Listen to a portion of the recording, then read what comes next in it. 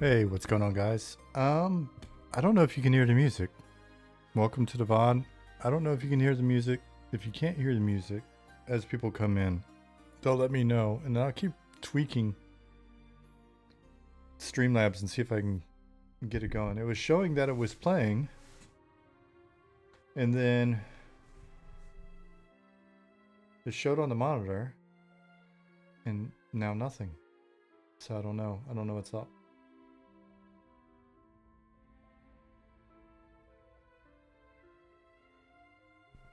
See what I'm saying? Like it's not showing here.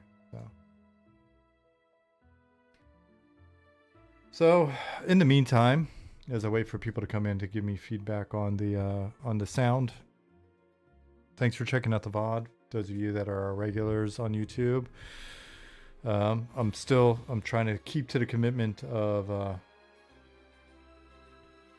getting stuff uploaded right away for you. I know there's a whole separate audience there that's not able to get into the streams and stuff. So, what's up, Talet, Tsunami-san, Justin Beard, XV? Can you guys hear the music or not?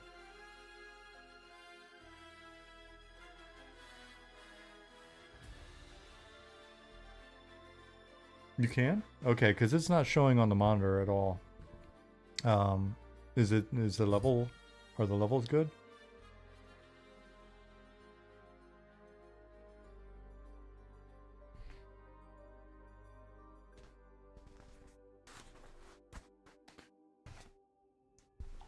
I think I'm gonna pull this headrest off. I'm so sick of the way it's.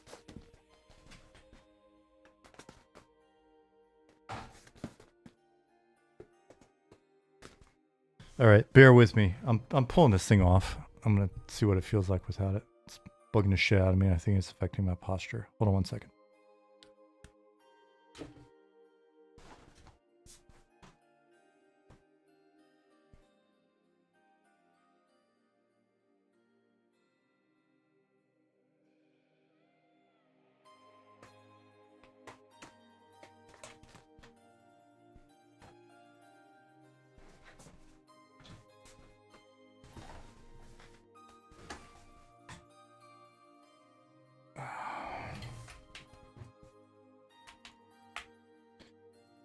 Now I feel a little more upright.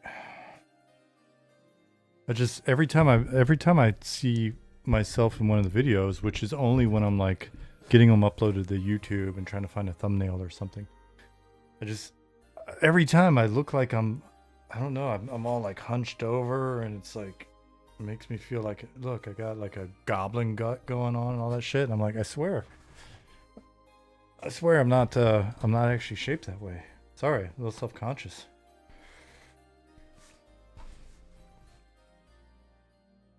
Well, fupa. is that a fupa at the front thing? What is that? What is that short for? When I was a kid, when I was a edgy little teenager, we called it a front butt.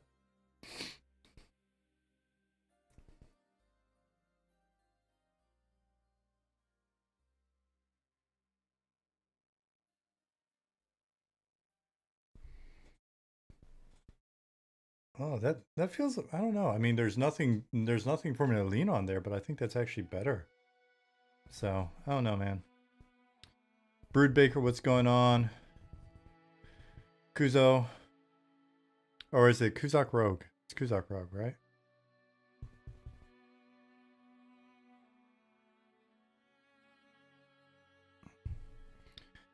Welcome back, Zukin. How have you been, buddy? I saw you in the I saw your beautiful name and profile picture in the high level schedule earlier when I was looking at it.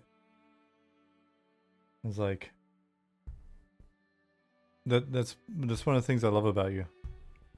You come back in and you're just like checking out the schedule, getting things on task. What's up, UK Rads? My old buddy Keebs. How you doing, dude? Cricket. Sorry. Rugaroo. I'm gonna... Yeah. Probably gonna mess up some names tonight, I think. Dan Leon 77 says, I'm actually catching a stream live. Awesome. glad you're here. I need to, now that I've figured out the mystery of the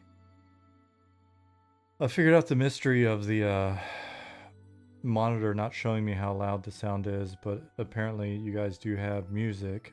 Now I can move on to, I guess, starting the editor. Let me check and see.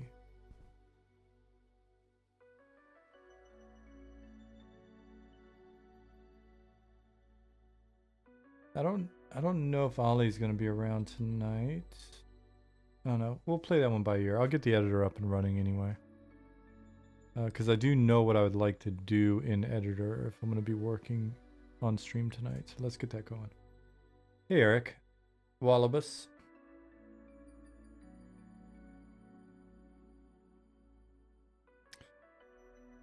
Hello, Pattis. Welcoming Pattis back in the loop as well. Zukin's rolling back in. Pattis is rolling back in. Good times. The original dudes.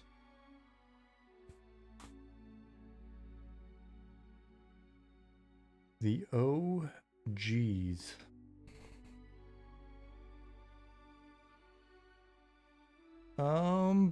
Docket tonight is if nothing else pops up, if like I don't wind up playing with the guys or whatever, docket tonight will probably be hopping into the zone that Chinny, hello Chinny, and Simon, hello Simon, both of you perfect timing, have been working on, and start placing some just placeholder spawn points.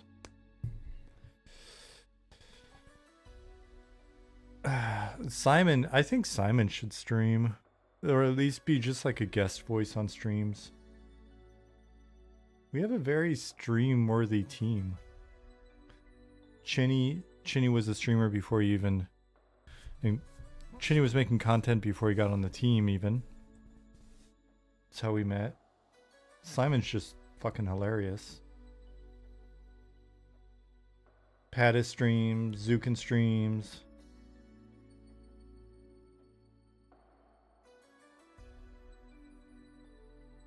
Hunky dudes all around. Hey, you know what, Dargus? If we're your type, I'll take it. What's up, Skeletal? Death Rider. Had Simon come on stream one time and tell a joke. Oh, I got it. I imagine that was something. What's up, Nonly fans? Did I miss anybody?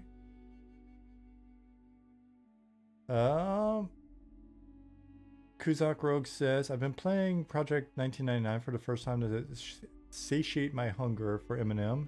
Someone gave me a banger hammer. And Kuzo's fine. Right on. I wonder how many people have been playing P99 for the first time as a result of just checking out Eminem. That'd be an interesting metric to have. Simon said I had to see myself out after. I can only imagine, man, like some of the stuff that we've talked about. Oh, okay, it wasn't off limits, it was just bad. All right.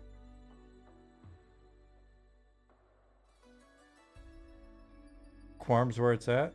Ah, man, I honestly no insult to Quarm at all.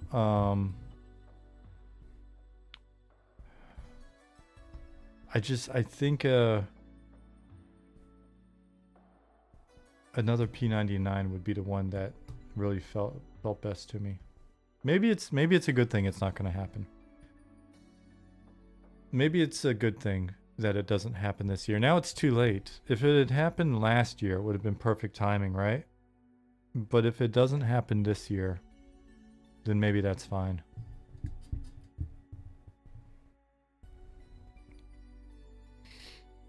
I need to actually block out on the schedule. I need to block out some time to just hop on my P99 tunes and play a little bit. I heard that maybe there was like a reason why they never did another one, UK Rats. But I don't know if that's true or speculation or what.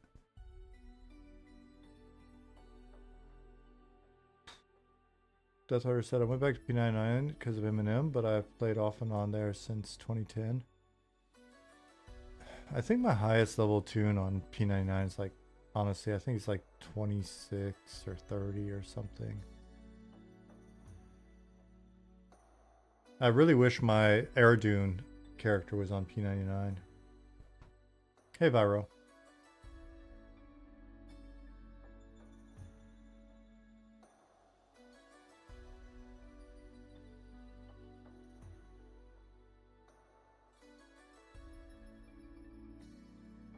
Target said, I really like seeing raid content without poop socking, bat phoning. My life doesn't jive with that anymore.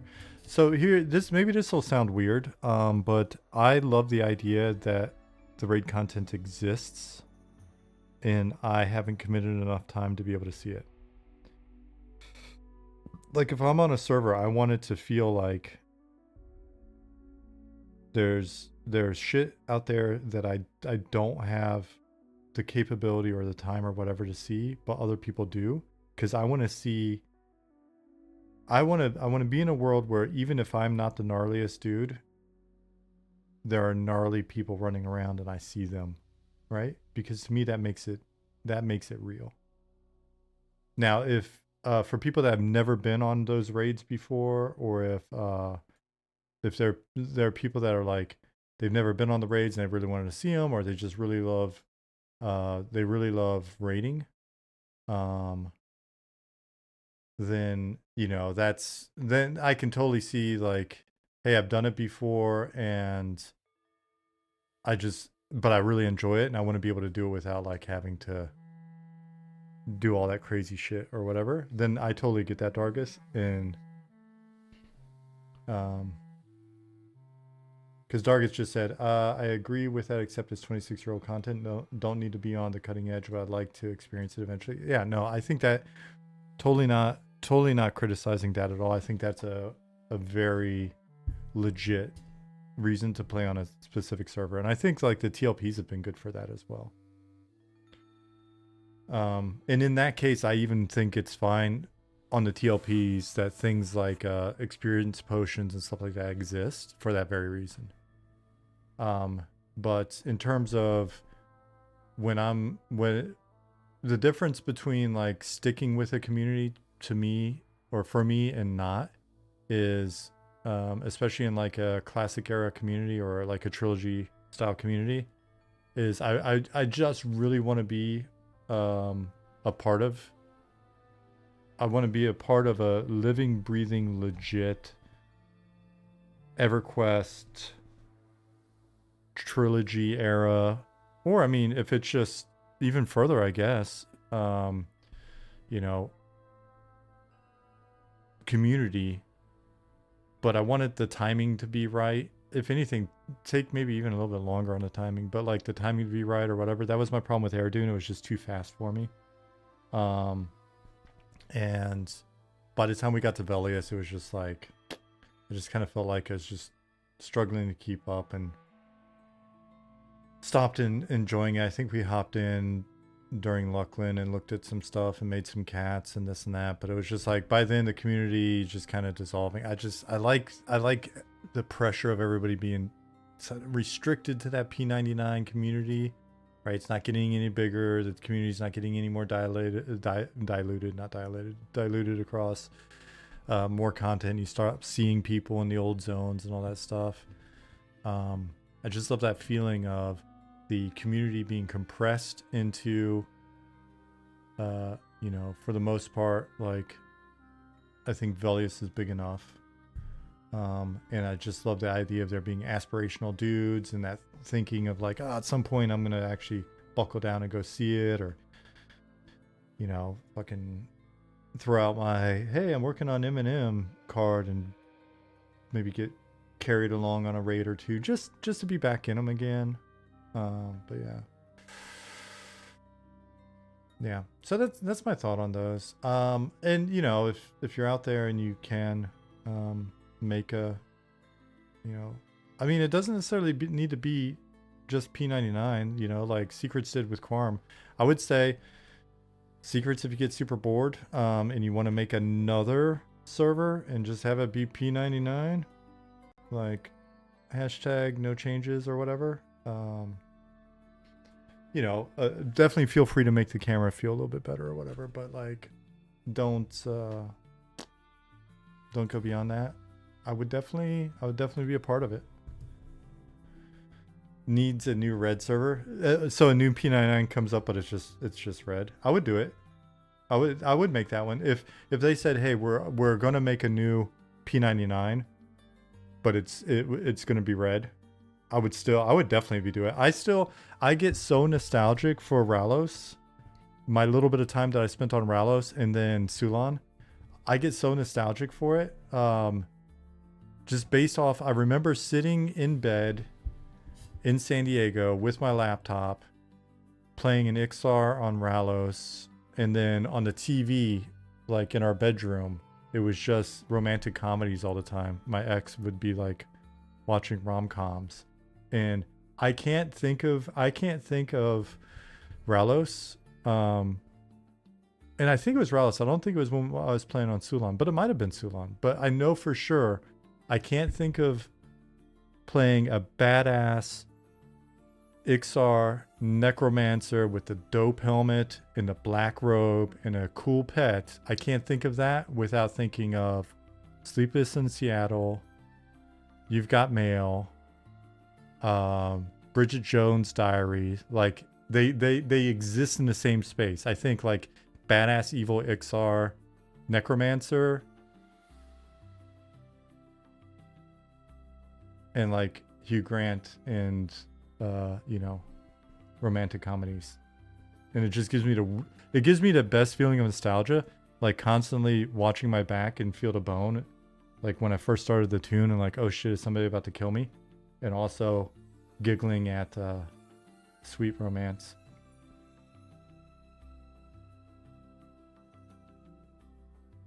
Notting Hill, sure. What was the one, the Christmas one? Julia Roberts for sure. Meg Ryan. What's his face? The little dude that was in the Meg Ryan movie. Super famous comedian. I'm blanking on his name right now.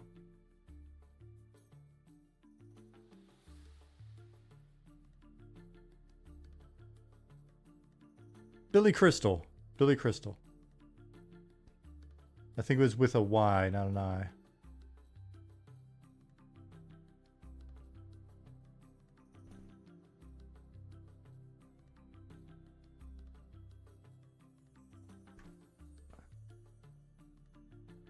Keep watching videos about Red and can't wait for Pantheon to have PvP shards. Have they committed to a PvP rule set?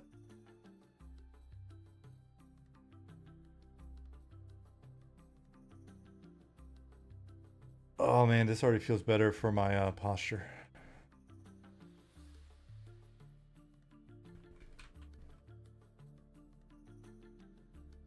Any plans to pick up interviews with OG EQ folks again?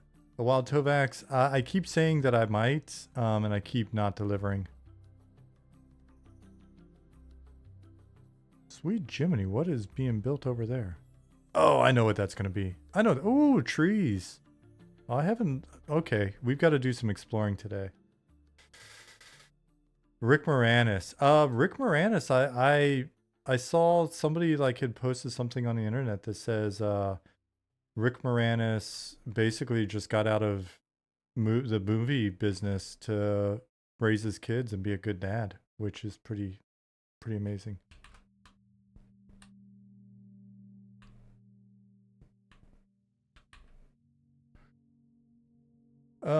Does anybody know where I can go read or listen to people's EverQuest stories? I hear a lot about Ralos and other servers. Hey, I've got a whole little, I wouldn't say series, but I guess a series of interviews that I did with former EQ folks right there on that link. So Kuzo, if you want to check that out, that's probably like 60 hours of EverQuest. Yeah, check out Drama Quest. Zaid does that one. There's the EverQuest show, which I've never been invited on, and I'm totally not holding a grudge because of that. What is this little hamlet? Is it the Wood Elf Village? This is not the Wood Elf Village. This is a human village outside of the Wood Elf zone. Which the giant trees are missing, so maybe you're not able to orient yourself. So this is just a humage. Humage? It's a humage. A human village. What's up, Dage? This is just a tiny little human village. Completely like a whole city. We just... I think we're probably... by the time we hit 1.0, and so the goal was to sort of continue the earlier rant. The idea was, if you saw our world map and saw everything that we were wanting to make, yeah, nothing is little and simple in this game. If you saw the world map that we're wanting to deliver on, the idea is if we just did TLP servers for, I don't know, 10, 20 years after 1.0, this isn't even counting the stuff that we want to put in after 1.0, like our actual expansions to the game, but just like 1.0, it should give you plenty of world to run around in. You know what I mean? Like, it should really feel like a world, especially because I think some people see it and they go, the game's it's gonna be too big, and then because we're gonna keep adding continents and spread you out, and you're never gonna come back to this place. It's just not the plan. What is TLP? I often I transpose words, but correct me if I'm wrong. Time limited progression server. Is it time locked progression? Okay, time locked progression server. Sorry. I knew I was going to be wrong, but essentially it's classic. For in the sake of in the context of EQ, classic comes out, and then whenever it was that Velius came out, like a year and change later, Velius comes out, and then okay, you know what it is now. Great. For other people that maybe aren't old EQ heads, then hopefully that made enough sense to you.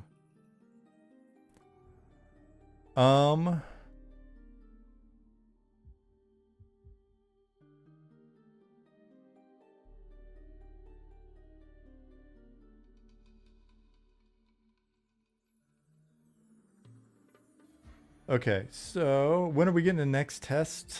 Full Gila? Not sure. I can tell you that as soon as we have a rough idea, we'll start to let you know. So that tells you it's not soon. But it would be nice if it was not too much horribly longer. Is that even English? All right, so these lifts will take you from down there where the ship will drop you off up to this little human village. This humage.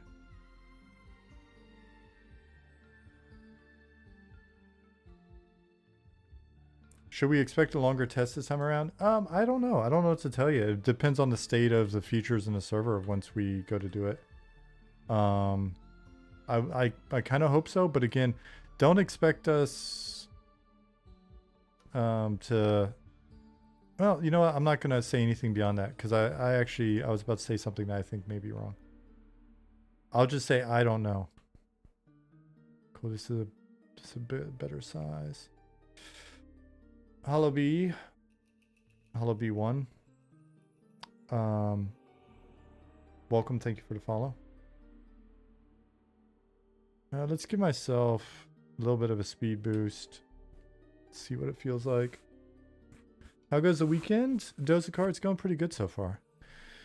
Last night, I knew Jasmine had a work thing tonight. And it was Valentine's and stuff. So I was like, you know what? Let's just hang out and watch a little TV and then go to bed at a reasonable hour or whatever. And so that's why I pushed it to today. Skeltel says, May 15th is my undeath day, summer birthday for humans. Playtest would be a nice gift. That's a pretty big ask. Oh wait, are these all 2-story? Oh, that's a nice amount of space then. How are your guys' weekends going?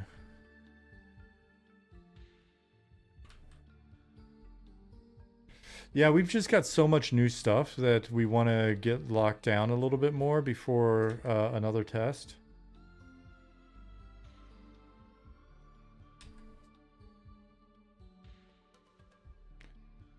Thanks. So is it Dage or is it just Day with a J? Is the J silent?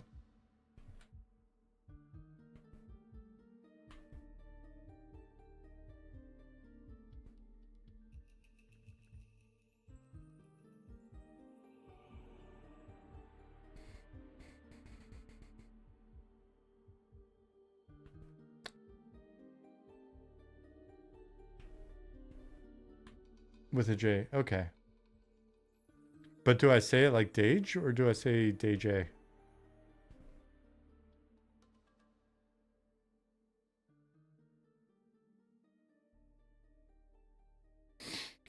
Tovak says, core memory for me was coming back to the game with P99 while listening to the recollections of people who made the game that changed my childhood. Eminem looks awesome too, man. Bravo to you and the team. Hey, thank you. Thank you. Oh, shit. Oh, yeah.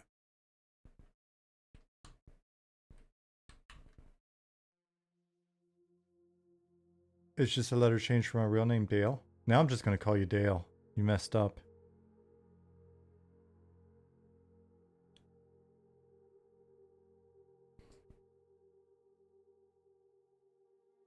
All right, so this is the new sort of tree clump asset that we've been working on.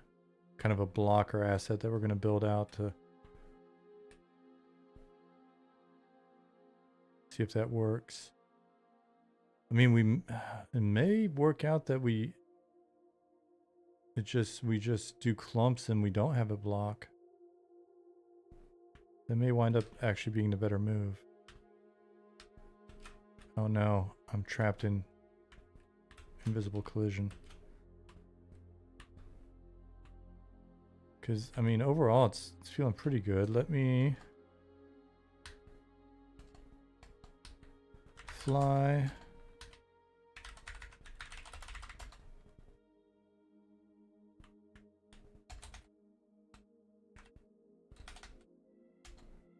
Okay. Warslick woods, fields to the trees. Take it.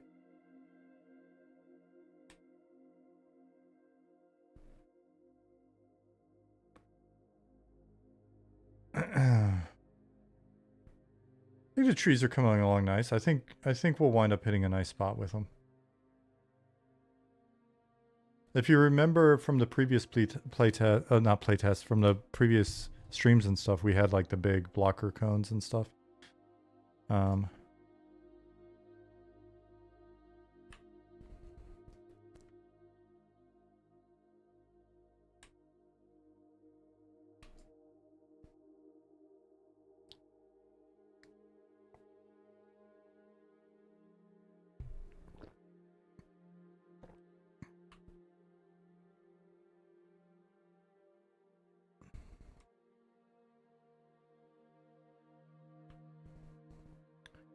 Early iteration of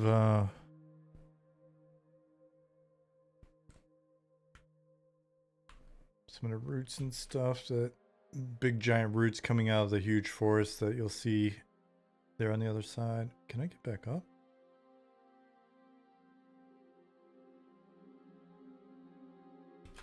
Okay.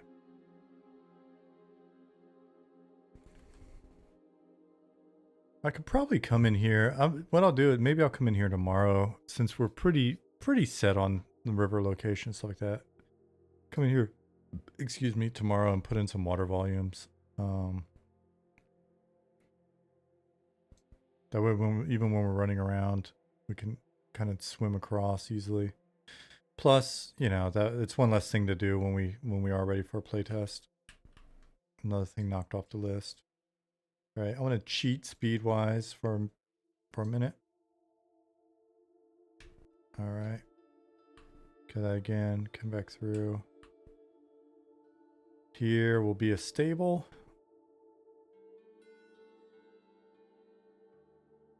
Oh, he's already got he's got it set up nice. Little paddock.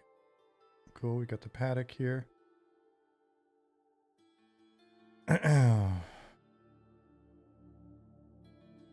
Hello, one who knocks.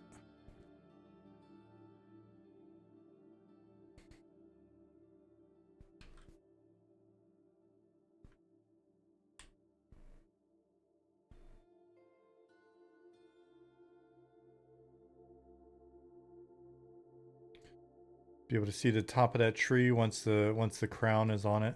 There's no crown at the moment. We'll have to play around with some hills and stuff to break up line of sight.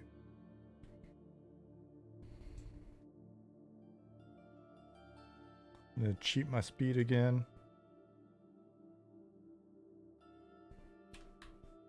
Alright, let me kill that again. Are we getting there? I can definitely... It's feeling a little foresty. We're getting there.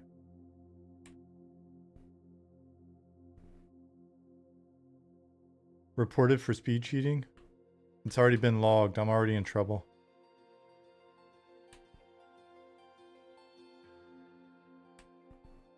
Needs underbrush? Yeah. Yeah. So far it's just playing with these new assets to kind of see if the base feel is working. I think I'm gonna... Oh, did I get myself stuck again? I think I got myself stuck again.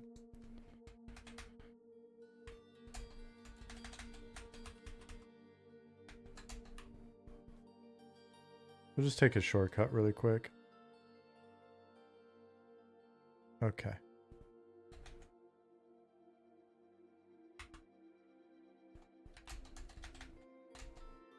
Cool. Enjoy the band. I'm gonna pull some strings. I think the Bjorn's in here. The main thing he was looking at is just starting to get these assets, because we wanted to make some like clumps of trees that you had to kind of go around, but we're not fans of invisible walls. So it's really kind of like establishing, you know, trying to get some sort of assets that feel like it starts to block your movement. And definitely some replacement of hills and things like that. And maybe again, look at the feel of the zone. Maybe we need to pull it in a little bit more here and there, but I think especially once the materials are set up better, right? You can see how they're kind of blowing out and stuff. But like just having these areas where the tree starts to shine through. The light starts to shine through the tree. You start to get like some more god rays and stuff, and just, yeah.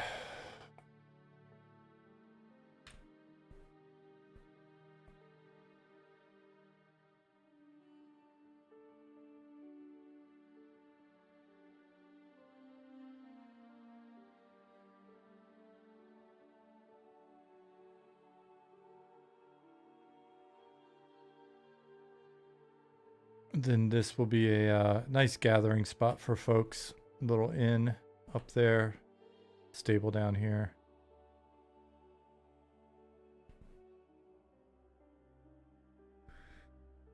Tree clumps remind me of the bocage and Hill Let Loose.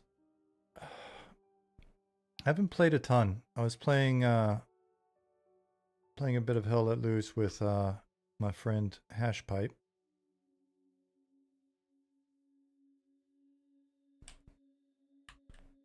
I enjoyed it, but again, I unfortunately I just don't make enough time to play stuff.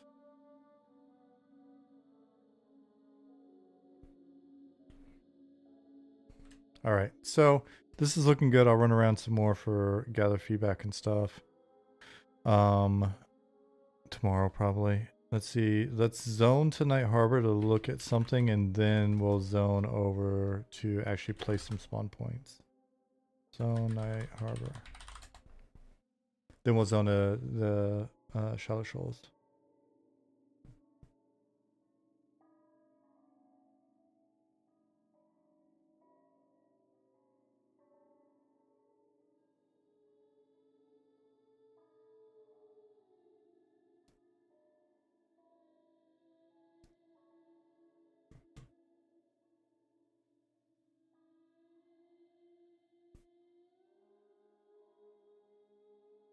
Kuzo said, I played it for the first time 2 hours ago. I kept getting smoked as a medic.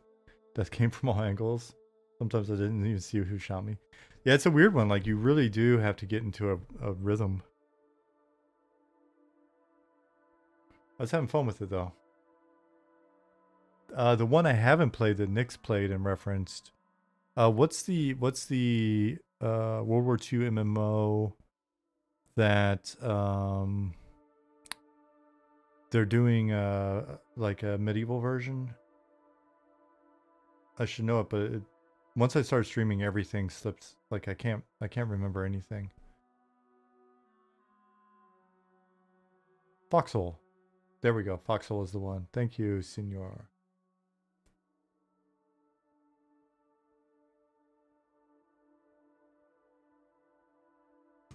See if I get in or if it boots me. It looks like I'm loading in. You can't see it, but I see it. Cool. There's someone's horse hanging out the gate. I kind of want to tame that horse. Can I pet that horse?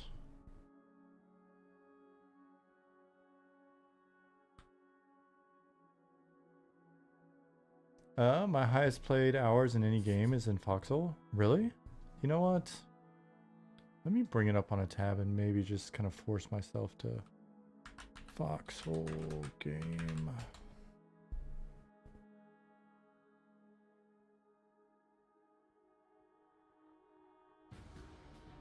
Oops. Sorry about that.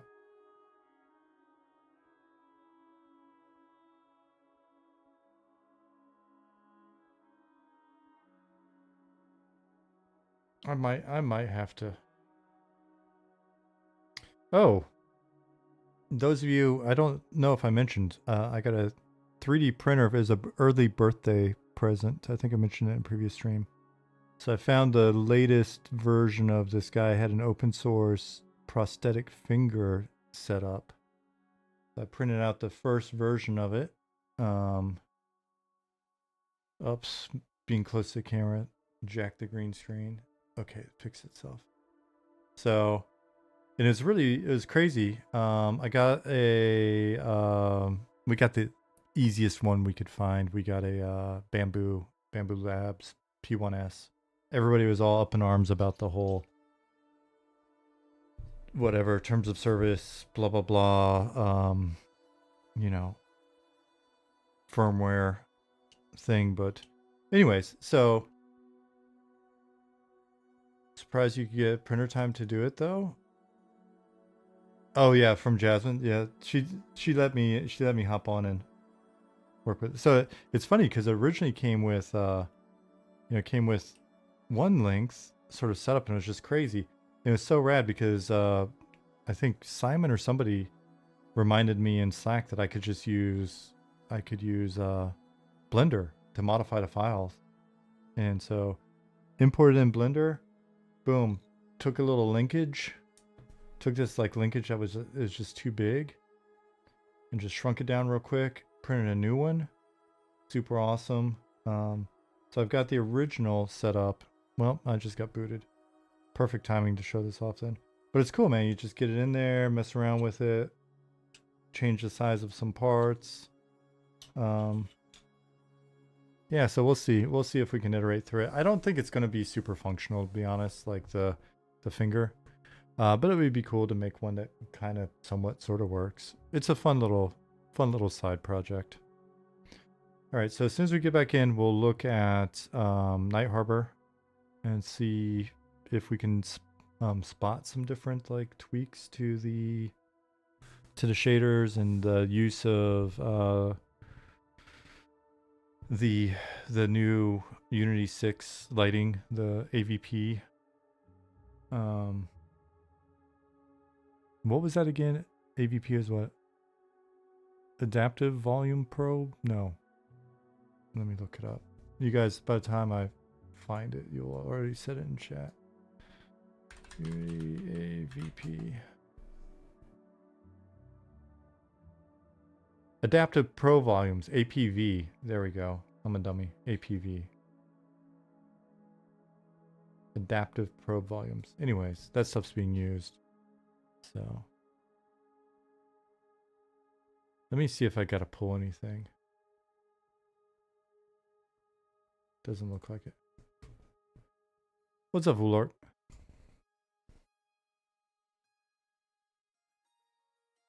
XV, do you have a Bamboo Labs? Or do you just like them? Same question to you, all of us.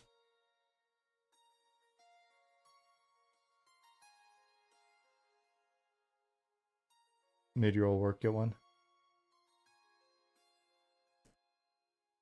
I did the same thing. I did the same thing with like VR sets at a previous company. I was like, VR is the future. And spent some of the budget on it.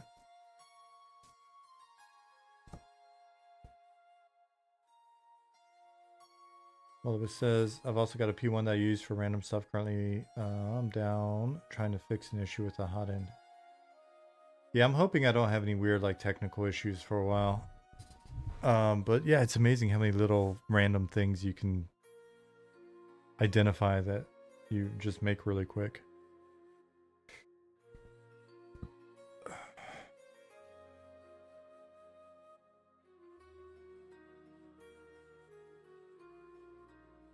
My thought is if I wind up getting to a point where the design of the finger is like pretty dope, like it's functional and I like it. What I might do then is use that as the template to have someone machine it out of metal. Because I think then it would feel pretty dope. Because I mean, 3D printed plastic feels like plastic, right? So if it's like if it winds up feeling pretty good, and I get it articulating and all that stuff, it's not super complex, then I can get somebody to actually machine it. And then that would be cool.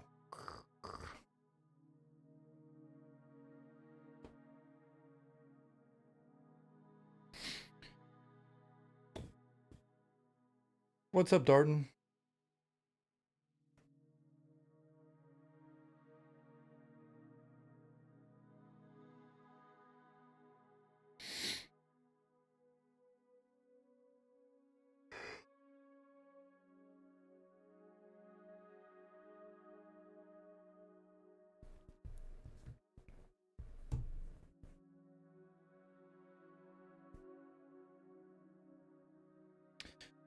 Thanks everybody for hopping in on a Saturday. Like a Saturday during your day on a Saturday is a different commitment than like during your day on a weekday when you guys are supposed to be working and you're just slacking.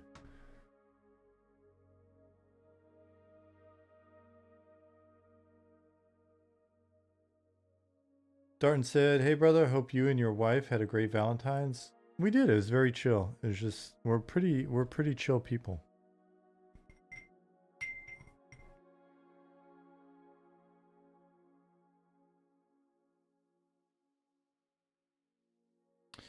Keebs need to know much clockwork finger maker. I am that dude.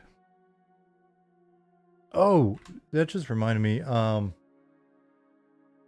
The other thing that we've been doing, because you guys, I complained about the headaches and I discovered it was electrolyte imbalance.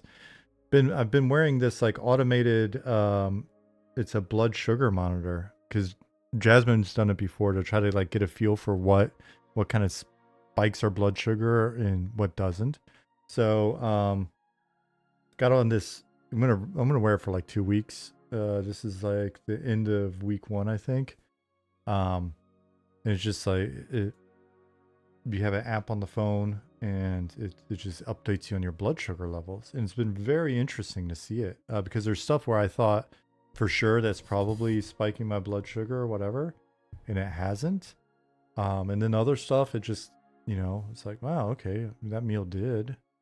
And then I've been doing it so that I could get a feel for my energy levels.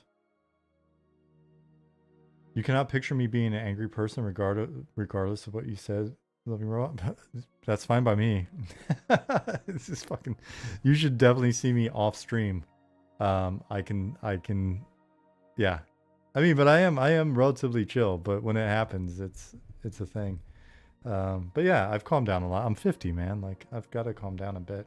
What's up, Florine? But anyways, speaking of blood sugar, it's been really interesting. The gnarliest thing that I've consumed so far, because I haven't had a Red Bull, I haven't had an energy drink in like about 2 months, I think. Since whenever the VOD was, where I said I was gonna stop taking them, drinking them. So I went ahead and I had a Red Bull, and I watched it on the blood sugar monitor, and it was the craziest spike that I've had so far. It just spiked, and then it crashed. It just went boom straight into the negative, and I was like, all right. And to think I was doing that like every single day regularly, but it's probably also explains how I was able to fall asleep after a stream, because I would have like a Red Bull before the stream or during the stream, go for 3 hours, and I guess I would just, my sugar, whatever crash, I would just go. You guys are recommending? I might do that. You know what? I might try every one of these energy drinks that I can find over here while I've got the monitor on. So Monster, I'm gonna get a Monster tomorrow. No, yeah, I might get a Monster tomorrow, because then if I like crash or whatever, or maybe I'll do it Monday, and I'll track that one. Poggers is where it's at. Totally not because I'm affiliated with them. I don't think I've ever even seen that in Germany. Rogue Energy, I don't. If it's powder, then I don't think we have access. Like I would have to order it. I wonder if I'm gonna get back into game.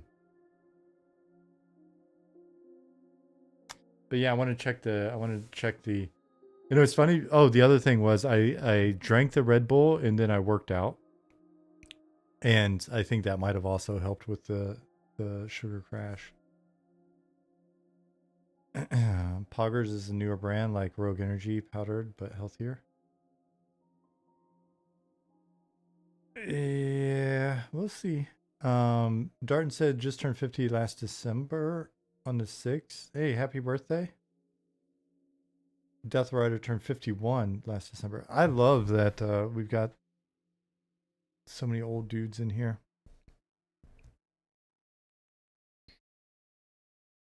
Are there going to be any cosmetic microtransactions in M&M to help fund the staff? No. No microtransactions in game of any sort. We'll have merch that you can buy, like outside of the game, but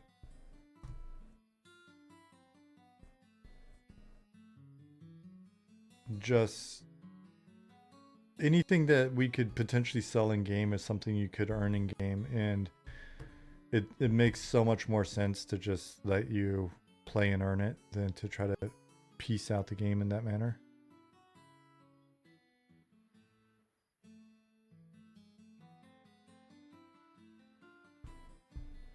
What about game services like name changes?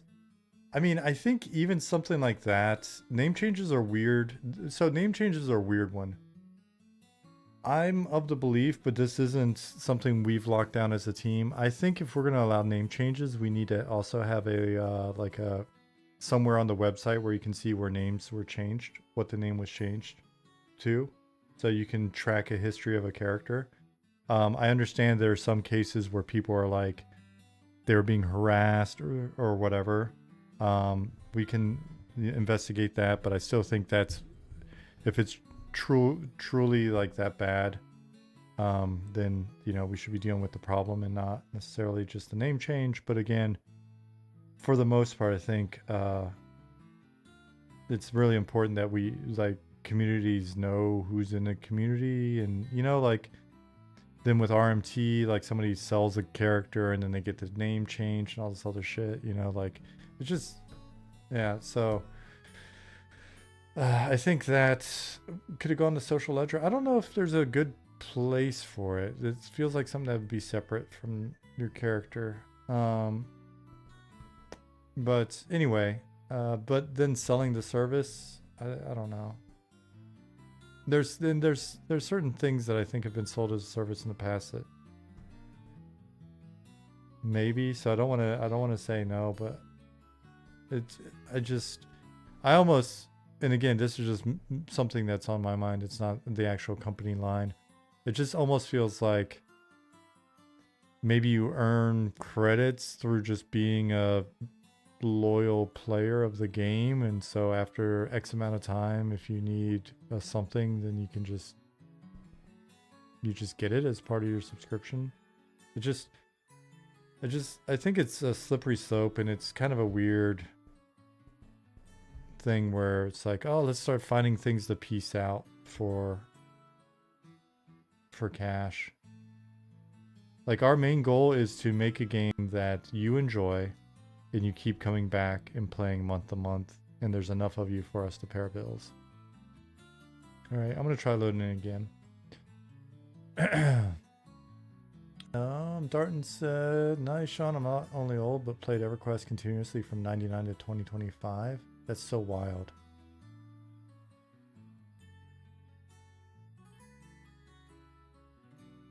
Mr. The Cow says, my dad is 72 and still plays Killing Floor every day. And that's amazing too.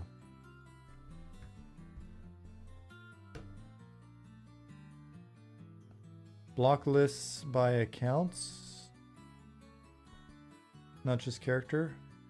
I think that makes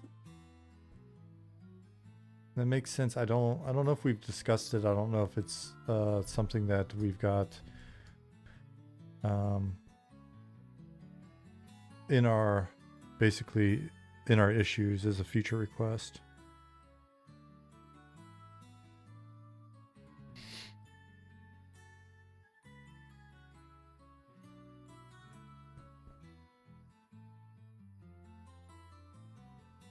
Did I accidentally click the fire? Shit. Could track it all in game. Have an NPC that tells you that lets you change your name. No microtransaction needed. Just need account data tied to. I would. I think that might be better in the the account management window.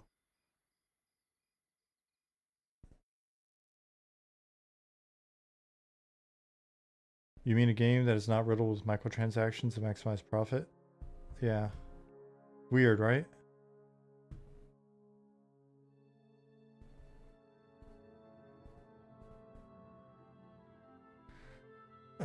There's a potion back in EQ2 called Norathian Witness Protection Program. Allowed different name and sex, I think. Yeah, I could imagine that. Okay, I'm back in. Exciting. All right.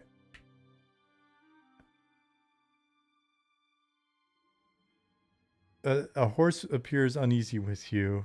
The battle would be risky. I'm not fighting a horse. These things are pretty insane. All right, so let me... This horse has just been here, and I think it's because no one has bothered to tame it. I cannot tame that horse. Really?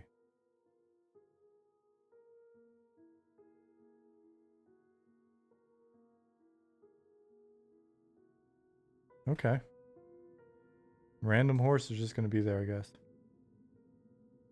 You'd like to think the horse is corpse camping Nick?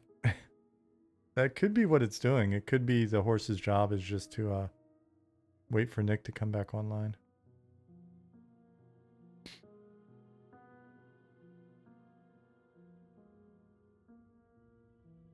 Well, that was strange.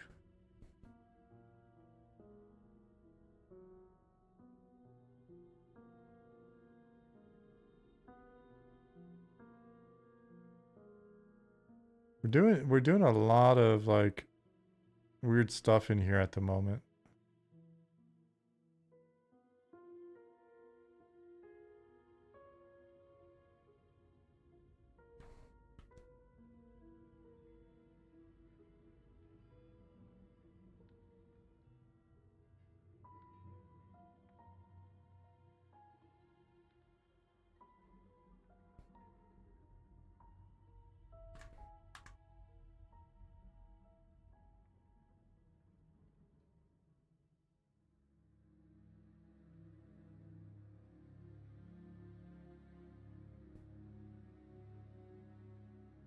Whoa.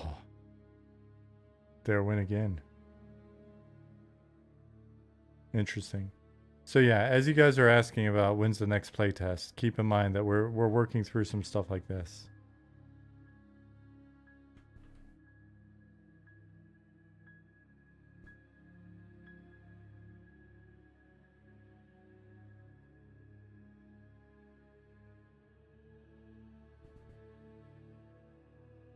But a lot of what's going on, Night Harbor is currently the test case for, because it's just the craziest zone that we have. So it's a test case for the lighting, where you're seeing like the difference in indoor and outdoor. And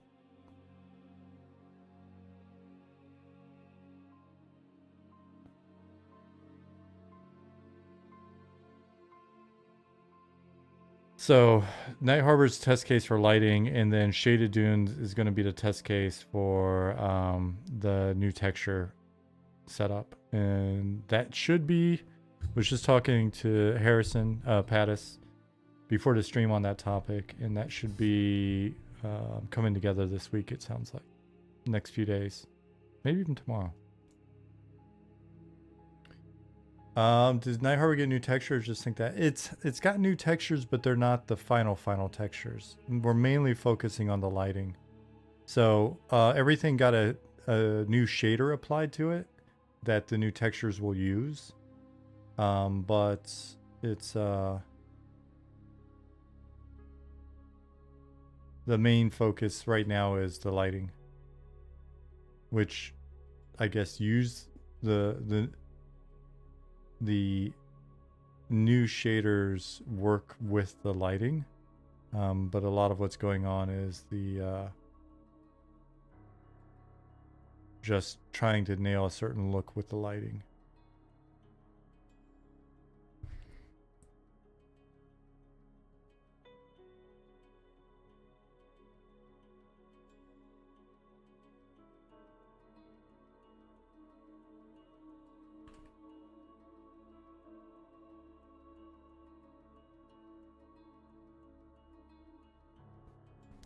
What time is it currently in game?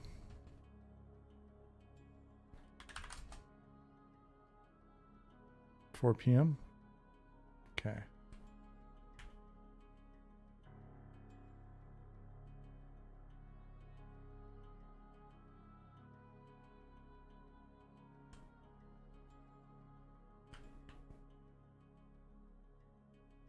And so it's kind of a back and forth. It's with the lighting, it's trying to, you know, get how it looks and works.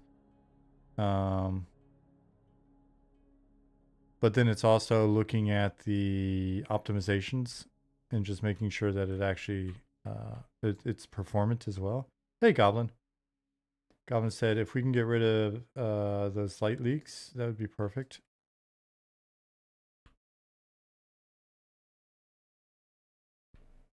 Yeah, where was I? Yeah, I mean, and it's fine if we get it mostly there, like right here. Is that what you're saying? Like the light leak through here, and like that back wall. What is that? Is that just is that an asset flagging thing? Is it a geo thing? Do you know what causes the light leaks, Goblin?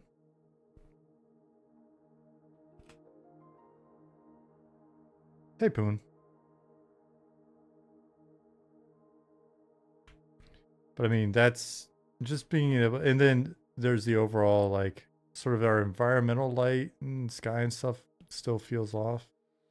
But again, it's just kind of like, it's one of those things where you slide one lever and another lever slides, and so then we're in here.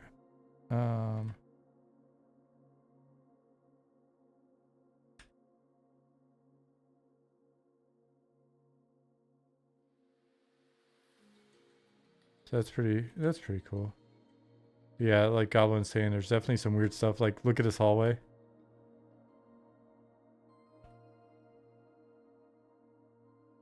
Well, that's even weird because I'm like teleporting.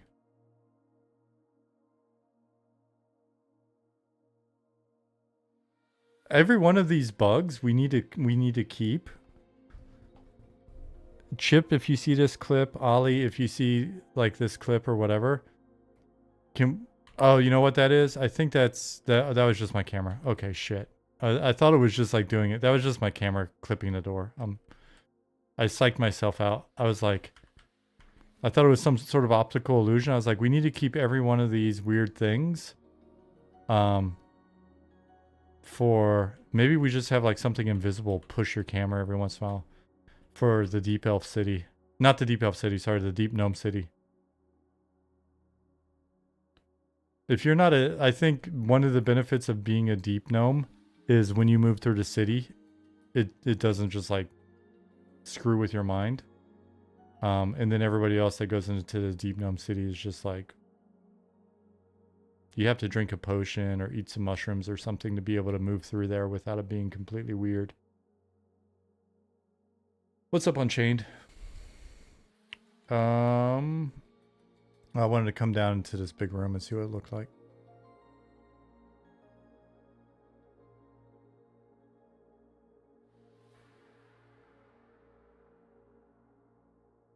Not sure what's going on there.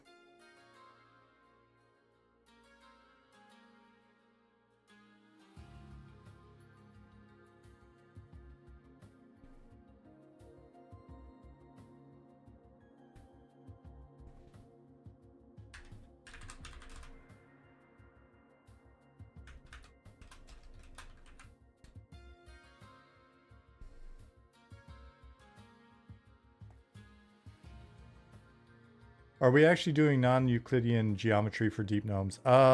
If we can figure out a way to do it, it's on the wish list. It would be in honor, if we pulled it off, it would have to be dedicated to my old friend and the former EverQuest environment lead, Dave Nevela.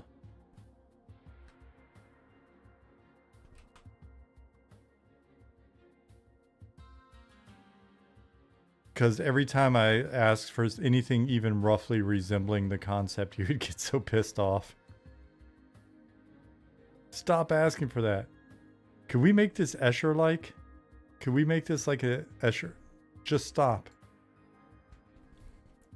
All right, so now we can go to Shallow Shoals and see about placing some placeholder spawns. Rest of the stream.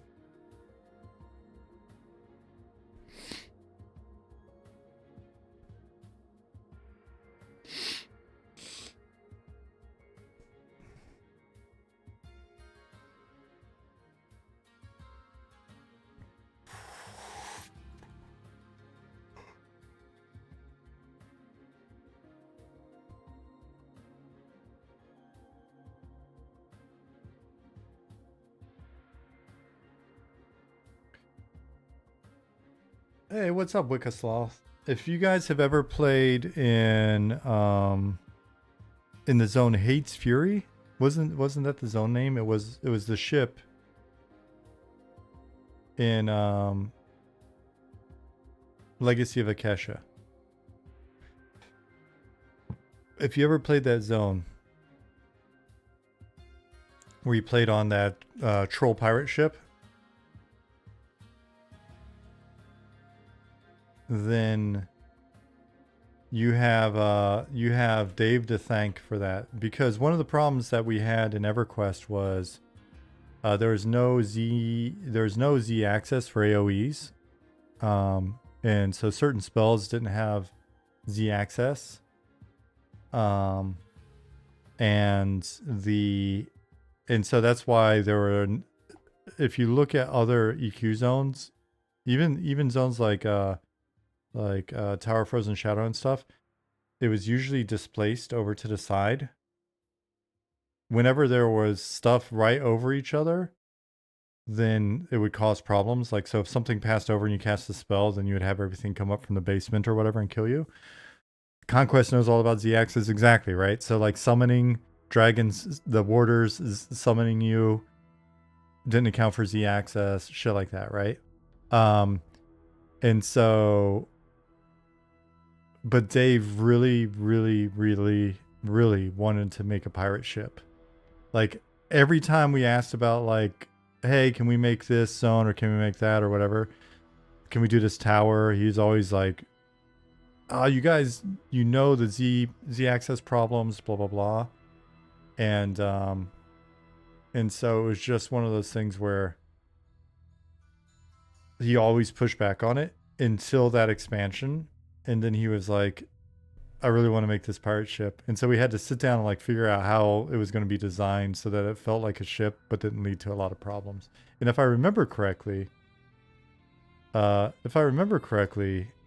it was set up. Didn't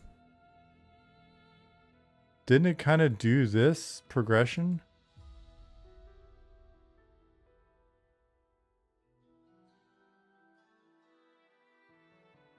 Like it was an actual progression up, but it wasn't like you could play under here. I guess there's probably a map of it, right?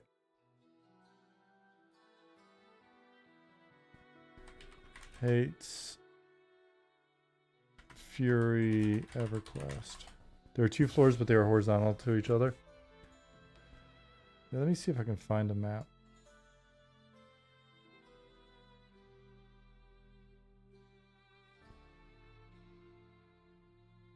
Some screenshots. Dude, I was so proud of like troll pirates in the. We had like 2-3 days to come up with what this expansion was going to be, and we had under 4 months to get it done. Oh man, I forgot about the banner. That was actually that was a really cool little design. So, Legacy of Akesha's Broken Skull Rock was picked because it was something where we could do an entire sort of theme, an entire area, and it would make sense that it was small. Huge inspiration from my end for this was the movie Dagon. If you haven't seen it, it's super campy, but it's a great movie, Lovecraft movie. And it was very much I had the DVD and I'd watched it like 5 times. And so that's where the whole concept of the Luggolds and stuff came from. It was just straight up trying to make it feel super like Lovecraftian.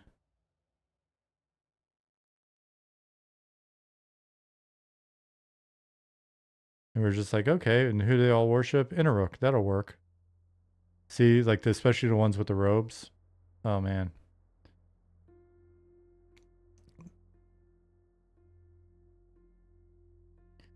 Troll, pirate, zombies. How great was that? And we had, I know I've told this story before. We had a, man, they did a great job on like these textures and stuff for it being EQ.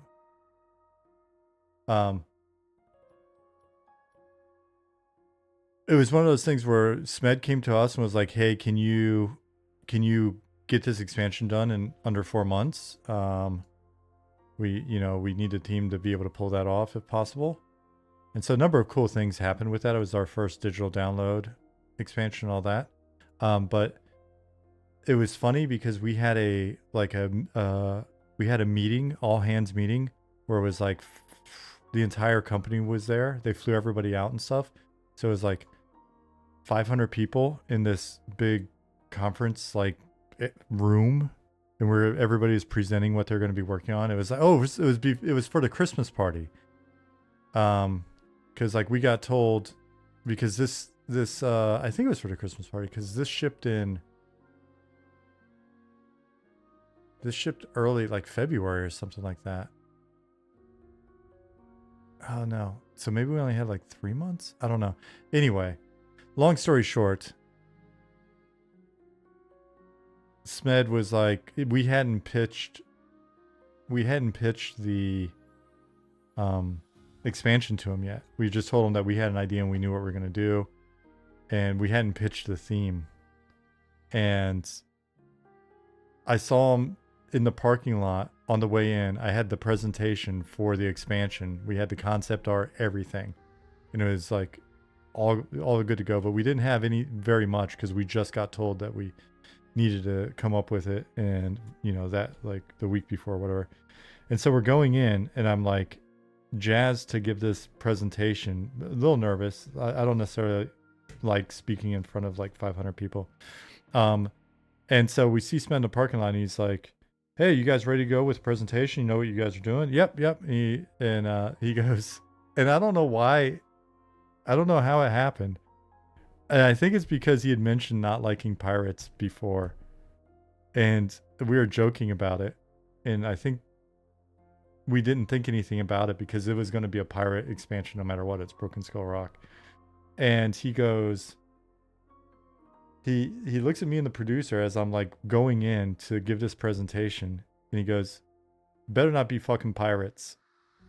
And he like said it deadpan, like straight faced. And I was like, shit, is he serious? Like, it just hit me because we're going in the door. I don't have time to follow up or anything. I didn't have time to confirm. And producer, like Fister looked at me, I looked at him, and he was like, whatever. And so by the time I actually got up to give the presentation, I was already kind of sweating. I was like, shit. And then, because I didn't, I had enough ego to like do the job, but I didn't have enough ego at the time, I guess, to be like, listen, dude, you came to us and we're delivering this expansion in like months. But yeah, I went up and it wasn't the best presentation ever. I was very thrown after that. And then we're like, and I tried to make like a joke out of it too, and like, all right, this is the theme and this is the name, and then we put it up and we're like, it's Troll Pirates just for you, Smed. And like nobody said anything in the entire. It was just 500 people just staring at me. It's just like, and it just, the whole thing, and we were excited about it because we're like EverQuest dudes, right? So we're like, Broken Skull Rock, it's on the cloth map. How exciting is that to add something that we've been staring at on the cloth map? We're going to get it done. We were excited about a lot of stuff that we're doing. We're like, we're going to get this done. And meanwhile, it's like Star Wars Galaxies is about to come out. That's one of the reasons why we had to do the expansion, was like Swig was a little bit late, and you just like you've got PlanetSide that's come out, and you got like, the other teams are pitching these games that some of them never shipped. They never even appeared, right? They're like, oh, check out this badass like video that we commissioned for entirely too much money. And then EverQuest, you guys may not believe this, but EverQuest was like we were kind of considered like the jankiest team in the company by far. It was the team that was paying all the bills, but it was still like the jankiest team because it was just like, I mean, it was EQ and everybody else was promising the moon. Mistform 3D, thank you for the follow. Right? So it's like we're competing with everybody else's promises. And the crazy thing is, it's really hard to compete with other teams' promises when you're in that kind of environment, because the stuff they're doing all seems like it's going to be so cool. Did something get pushed that I need to pull because I can't get back in again? But on the flip side, we just consistently delivered. Where at the time we got really good at just like delivering, and we were making all the cash. And it was just one of those things where it's just like, hey, John. But you'd have to go in and it'd be like,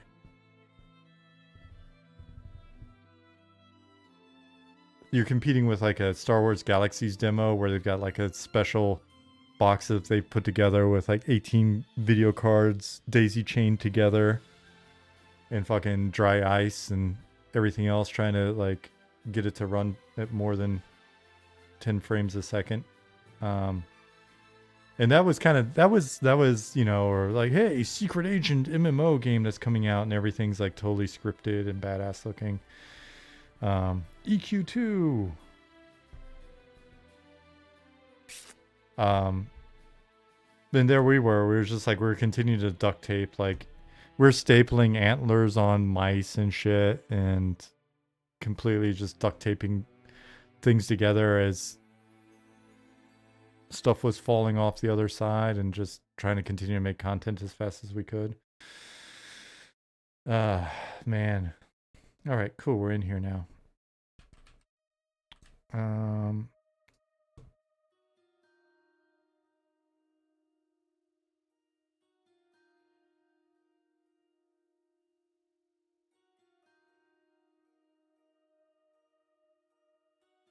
Also, we are all just a bunch of like angry gamers. I don't think we endeared ourselves to other teams very much either, because we were just like angry gamers. So they'd be like, EverQuest team, please take a day or 2 days to play this other game and provide feedback. And we did this with EQ2. No offense, EQ2 guys. No, we did this with Star Wars Galaxies. No offense, Star Wars Galaxies guys. We sent back like a 60-page document. It was like a day and a half of playtesting. We sent a 60-page document that was just like that was the angriest. Just like, what is this shit? This game is not ready to go live. Why are you wasting our time and money? Like, it was just, and Smed called over and said, never do that again. Never send that kind of feedback again. We're like, all right, well, then we just won't play your games. Went back to fucking doing our thing. Ishuatari V Gates.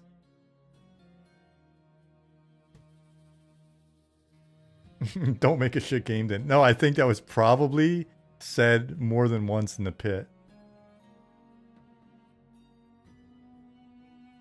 Because our attitude, and I'm not saying this was a good attitude or the right attitude to have, but our attitude was kind of one of like, if we're making the bulk of the money for the company and you're working on a game and we get paid royalties, we get paid sort of a profit share from our game, but our profits are being used on other games to get them out the door, then we should have a say in whether or not you're making a shitty game because it's costing our money, right? That was the attitude. And that came up once. That kind of thing came up once or twice, and the response was not of, you know, the response quickly reminded us just to be appreciative of the fact that we got it, the money, which, to be honest with you, was a very, very generous and cool setup. I've never had the degree of profit share on a project that we had on EverQuest ever again. I've never seen it. And even as an executive at a you know, company or an executive producer at a different company, I've never been able to push upper management to be able to be that generous again. So anything anybody says about Smed and Russ and those guys during those early years of EQ, you definitely got to give them credit, because I felt like they did take care of us really well.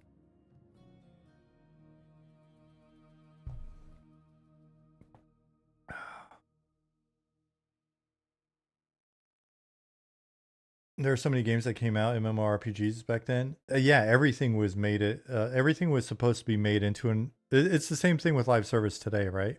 Let's make everything into an MMO. We actually spent a chunk of us went up to EA to potentially be recruited as like a little, just get all of us at once kind of. I wouldn't know. It's not really an acqui-hire, right? Because they weren't acquiring the studio or anything. But they brought us up there and we spent a day talking to the guys at EA, and we met with every producer of like every game that was out at the time. And that was every single producer's question was, how do you turn this game into an MMO?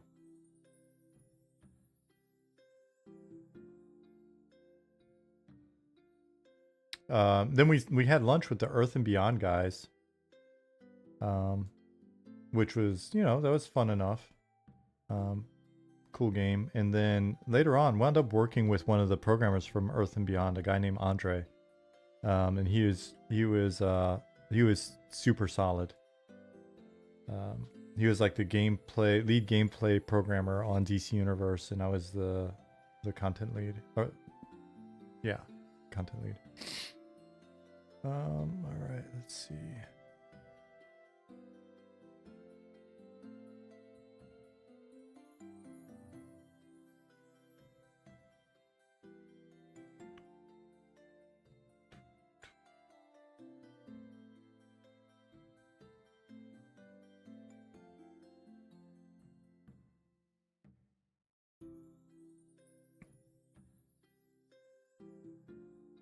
John, you can feel free to make that poster and put it up in your office.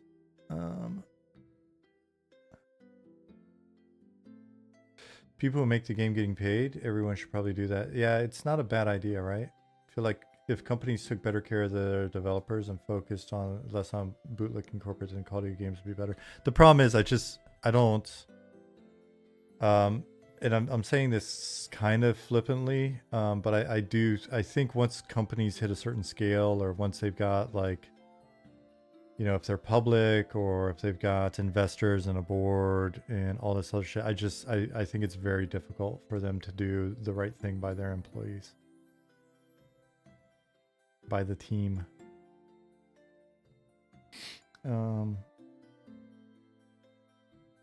Because then it's not just about like what does the team's producer want to do, or what does the studio leadership want to do, or what does the company's leadership want to do. They've got to like take that to the board.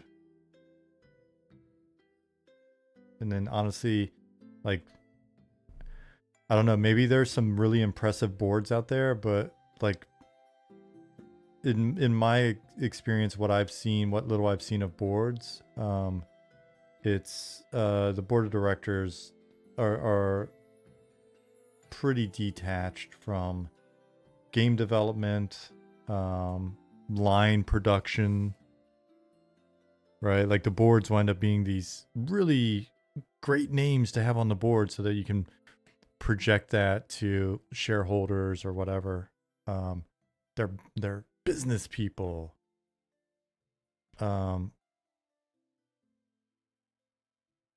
Yeah, I've got to stop myself on going much further on that one. So zone spawns. Well, let's just try it out actually. Like I've seen some strange board composition.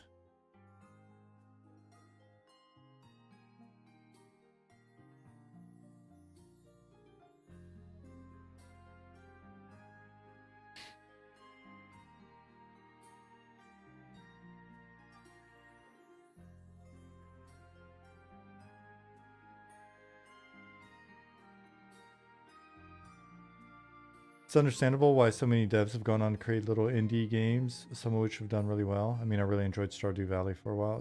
Stardew Valley is an excellent game.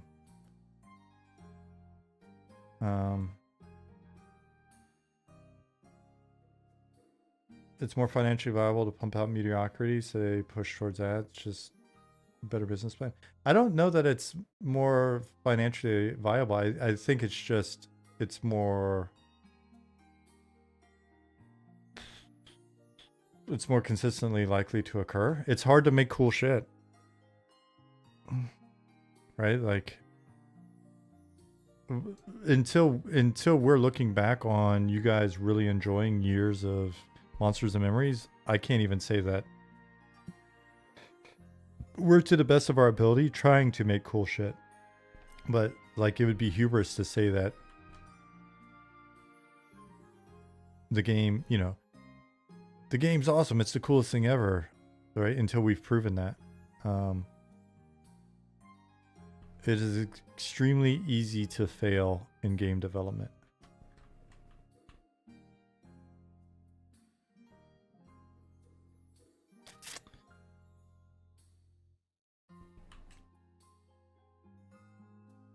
So let's go to Shallow Shoals.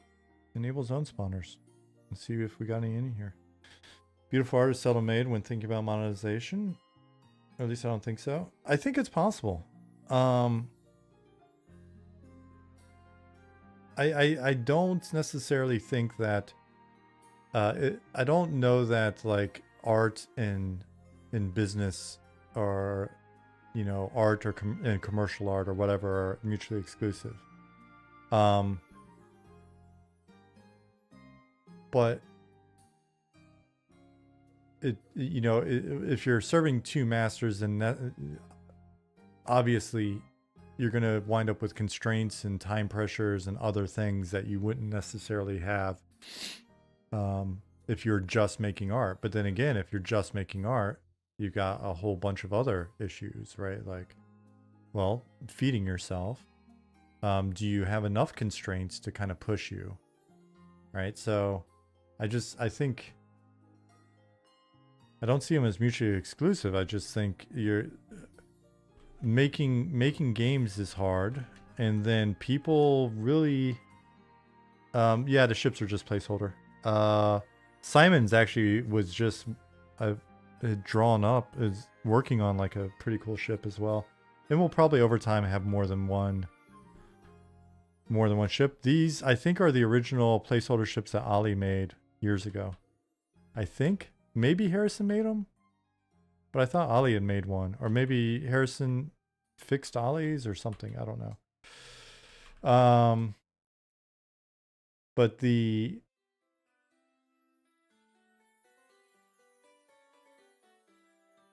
thing that people also forget, like within companies, especially, is that sorry, I was just trying to find, let me see, spawner, are there any? Yep, spawners, is it empty? Oh, no, we got one. Cool.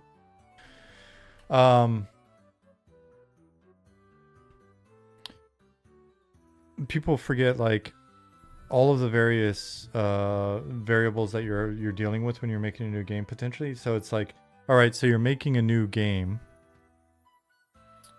Is it entirely new, or is it sort of an iteration on an existing game? Has that team worked with each other before? If not, has that team's core team or leadership worked with each other before? Have they worked on a game in that engine before? Have they worked within that genre before? Or on that platform?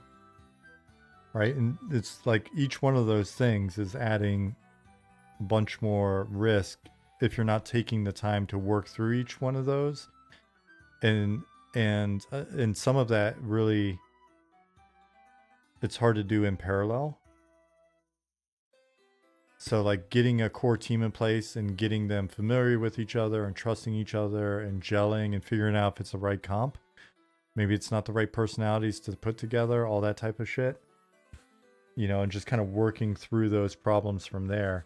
And then the reality is, most games, you're not getting multiple years of pre-production time. And it takes, you know, it takes something like just team chemistry. That easily can take a year. So I think we got kind of lucky in the fact that we are, you know, Ollie, Nick, and I were just poking at this thing for fun and learning a bunch, and Ollie's working through the tech, and we're playing around with stuff and just getting you know, getting to know each other for that first year was helpful, and then the team wasn't much bigger by the end of the second year, but we had gotten additional core, very key people in place, right? And so that's just one of the benefits of the approach so far. But again, I can't say that you know, it can be like, this isn't a GDC talk, because again, we haven't shipped a game. So all right, let's start placing dudes. Brilliance has its quirks. I hope quirks has its brilliance. That would be more helpful actually, because we have a shitload of quirks. We've got quirks for days. I definitely accept the role of being a quirk.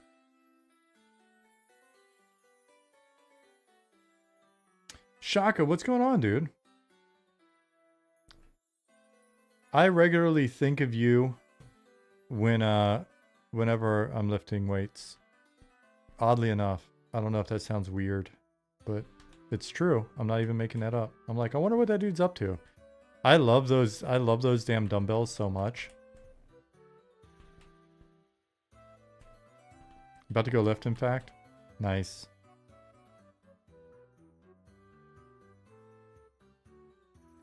Those Bowflex dumbbells have been one of the best investments. Not even sponsored by them.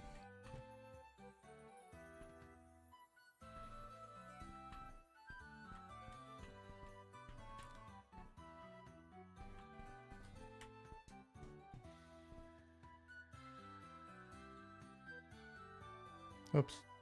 That's not what I wanted. But we'll move them. One of your dumbbells started to fall apart after a decade. How is it falling apart? Like what's breaking on it? I'm curious.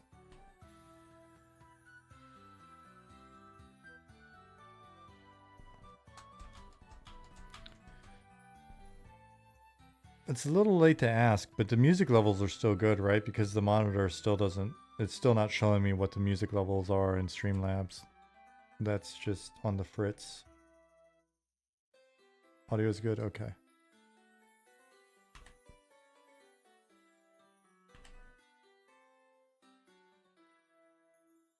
Thanks, Zukin.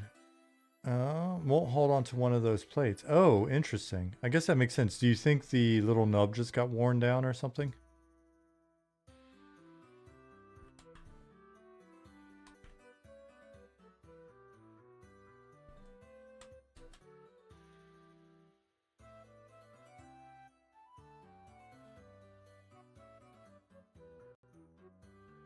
Yeah, I need to spend some time figuring out. Usually I'm in the midst of workout and can't be bothered. Yeah, it's funny. Only time you're thinking about it.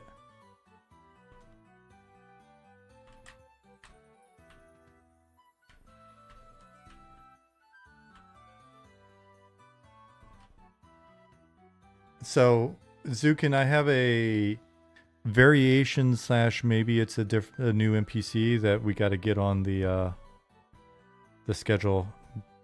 But I'm not going to say what it is, because I'm not going to spoil it yet.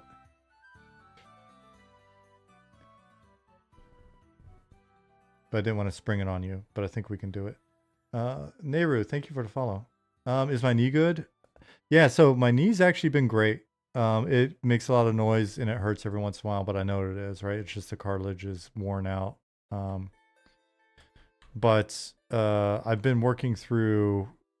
at the beginning of last year, I had the pinky amputation, followed a month later by the shoulder surgery, and rehab that, the shoulder mainly, the hands, whatever. It'd be a backlog item. Dukin. Yeah, pinky amputation. That was beginning of last year, like February, and then like March I had the shoulder surgery, and the shoulder surgery is I appreciate it, but it's no big deal. Shit happens. You wouldn't be thinking about some troll pirates in this pirate zone, would you? Yeah, once we have trolls, they'll be going in here. Actually, there's also going to be a couple of giant pirates. Spoiler alert. But don't tell anybody else. That'd be a surprise for them. If I had to lose a finger, pinky would be the one. Absolutely. So it hasn't, like, because I broke my hand and then I also lost the pinky. So a little bit of grip strength is down on this from where the knuckle is just kind of like rotated and all that stuff. But the main thing has just been rehabbing the shoulder, and that's actually, I've been pretty blessed to have that work well. So overall, no complaints. I've been able to get back in and stuff. Got your Jim is missing an arm. Deadlift's 315. Yeah, some of the guys that ex-military guys that I follow on Instagram, missing limbs and still like just smashing weights are pretty inspiring. The shoulder, I'm gonna need another surgery. I'm waiting until after airsoft season is over this year, so I'm gonna see if I can get it scheduled for like November, December, January timeframe, so I can squeeze it between things, so I can try to rehab it. Because the next surgery they do is actually going to take about 6 months to recover, they said, because they got to replace a tendon in there, and they're going to have to cut that out of my leg, I guess. Which that's the only part I'm kind of bummed on. I'm not happy about having additional sort of stuff added in, or sorry, removed from my leg, because you know there's always that chance that something happens and it doesn't recover well or whatever. But yeah, that's my sad story. What happened to the pinky? It was just I had a ripped tendon on the bottom side of it, and so it was just like basically being pulled backwards by the top tendon, and they said the surgery was probably going to leave it limited in mobility, and they could fuse it. So I just said, you know, if you would just cut it off. And they were like, yep, we can do that. And so just had them cut it off so it wouldn't be in the way. Like if I wanted to get back in and continue to like grapple or box or whatever. So just didn't want it sticking out everywhere and getting broken.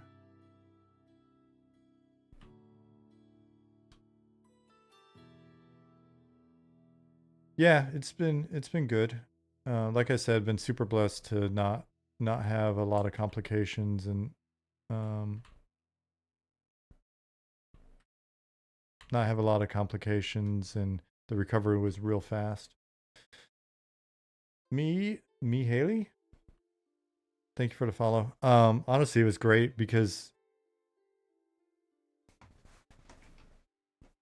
Pi said, at least you lost some weight. Yeah, lost some weight, but I lost my ability to count to 10. So, is there anything up here? Or is it another one of these kind of areas? Could probably wind up putting a camp up there. That's what toes are for. Yeah. What's up, Isan?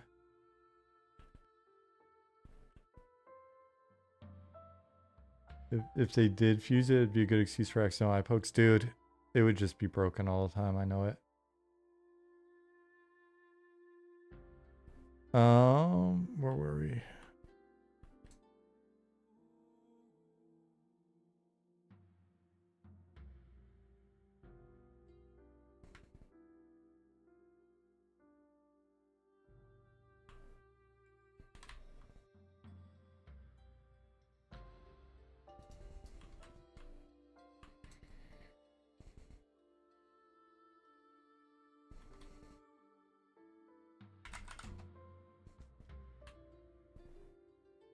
Will there be shrink spells? There already are shrink spells.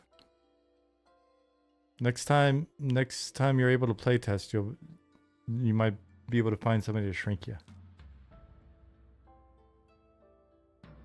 Reminds you of a buddy on P99, Nub Slice. Does he have a nub too?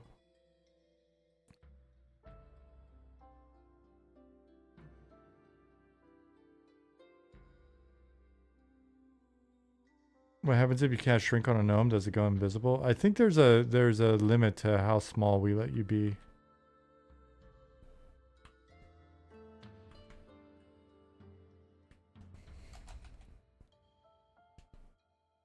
Let's see.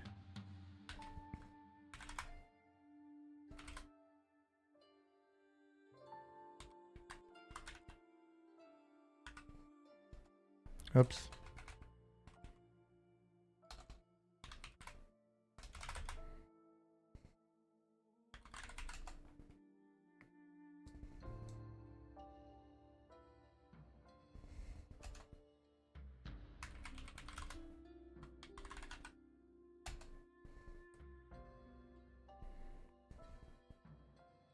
Oh, I am even smaller. I don't know if that's allowed, if that spells our normal shrink spell or not. So, because I mean, gnomes are already ridiculously small.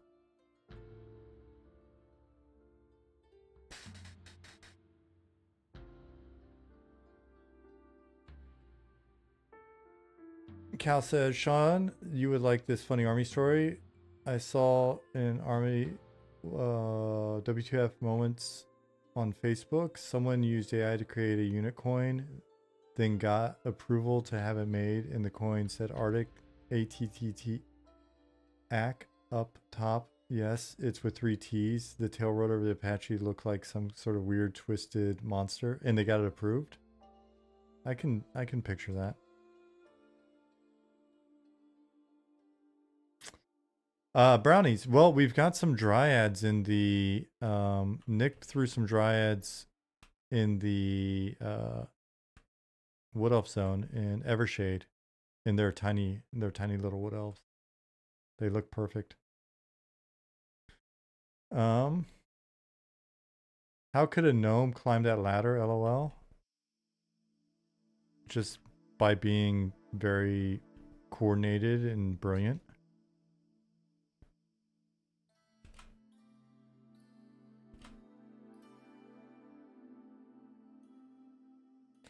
Pi said, I have to say, Sean, the world you're building is one where you just want to explore and live in it. Feels good, let alone play the game. Great job so far. Reminds me of EQ vibes already, but its own. Hey, you know what? That's very nice to hear.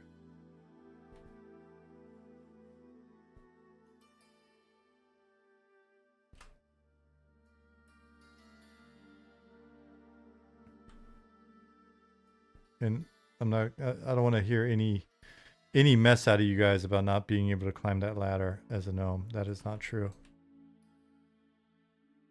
Clearly I did it. All right. So yeah, we can get up here. Nice little area.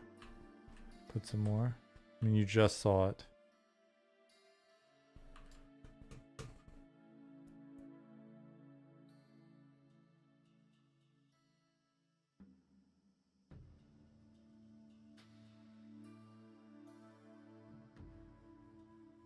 What in the world? Okay.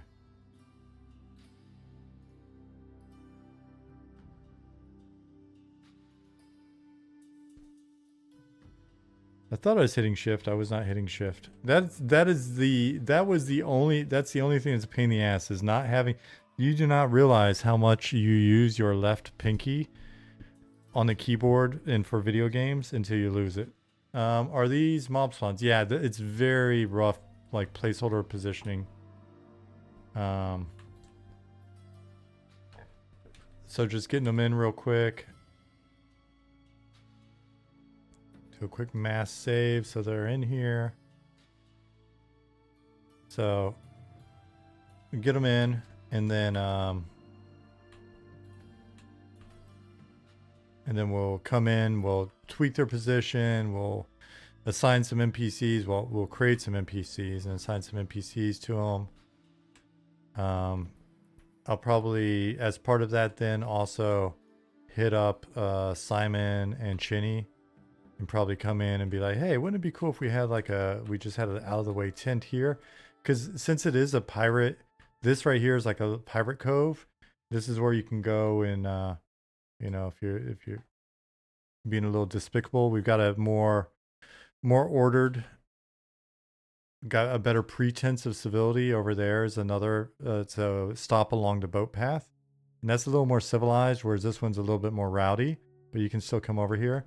But then by splitting it up into a bunch of little disparate camps on the island, you can start to get a feel for different pirates.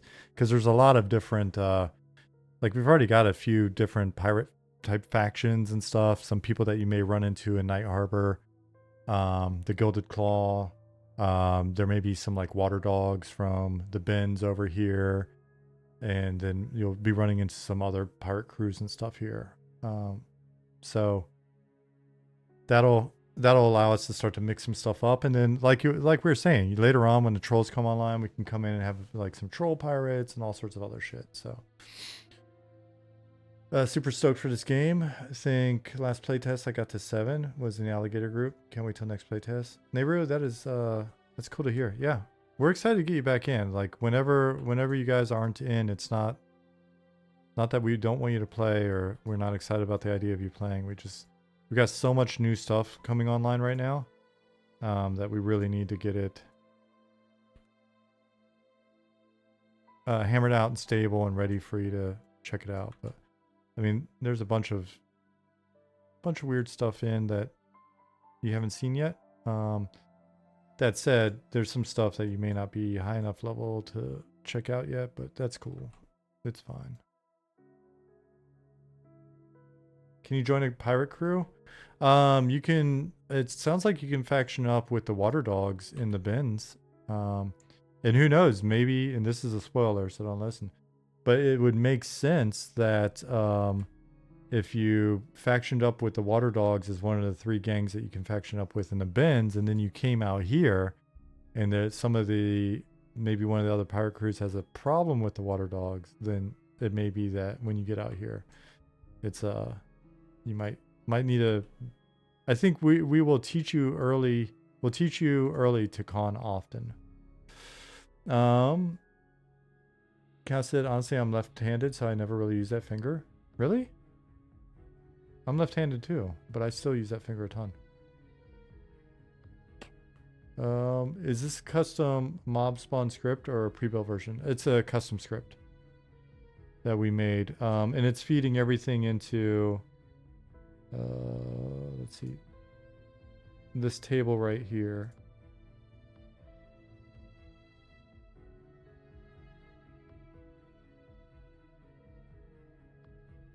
So if I come in here now, show all, refresh, and go to shallow,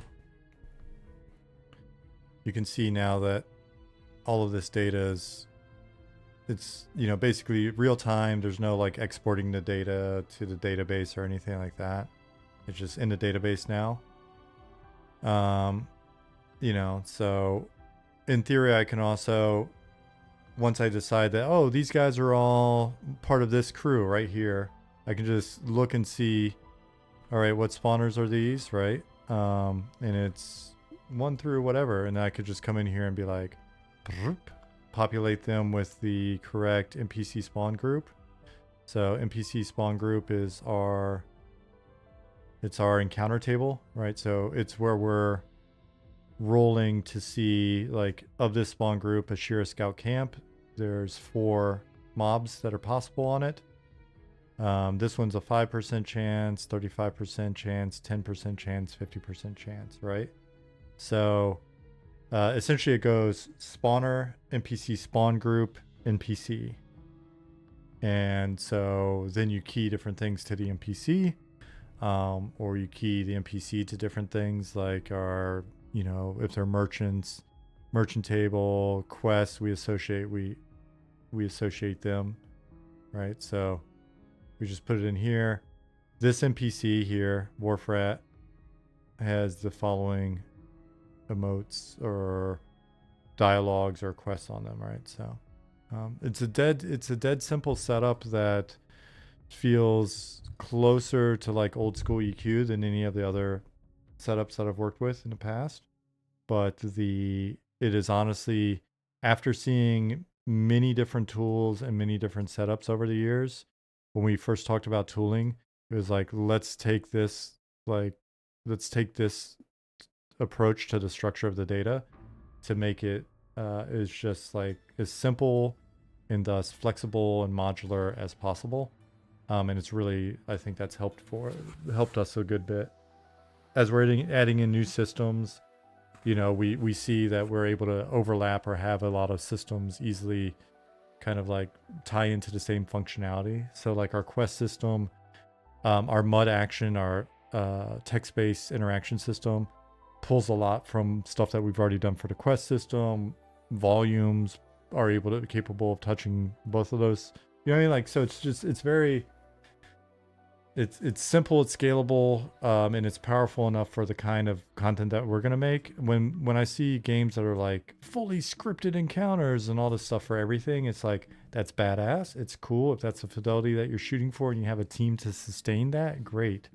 But like, you gotta build the tools you gotta build the data structure and the design to make sense with what you believe your team's capability is gonna be, right? And we are a small indie unfunded volunteer part-time MMO team, which is fucking nuts to even attempt if you're not building with that in mind, right? So that's why we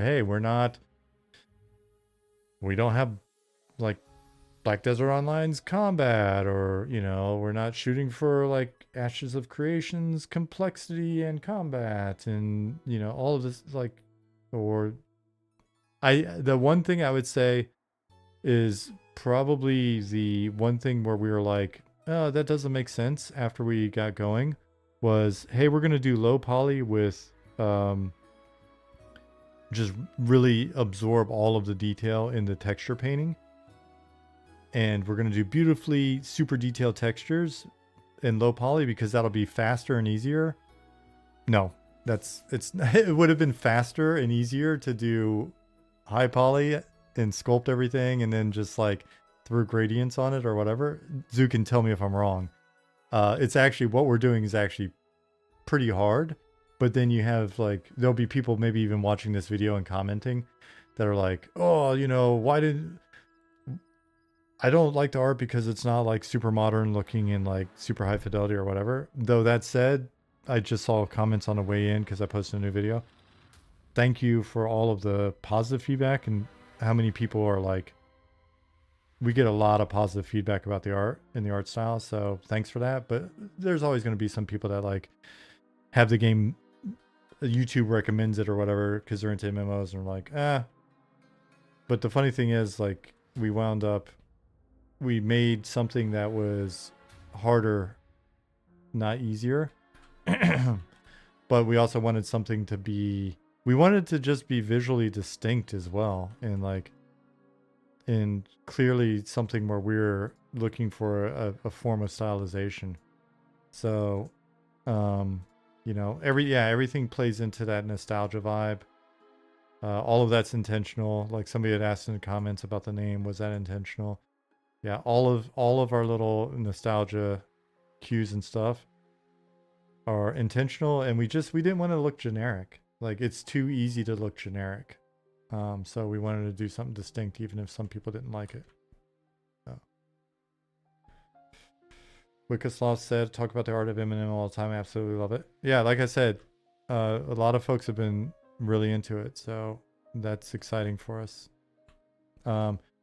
Those of you that are absolutely new here, keep in mind, we've got a lot of like placeholder textures right now, and we're working on our texture style in the background, and we're going to be updating, and you'll see a lot of new textures that you've never seen before, and it's going to bring it together. But we're continuing to, you know, use the placeholder stuff to basically get our geo in.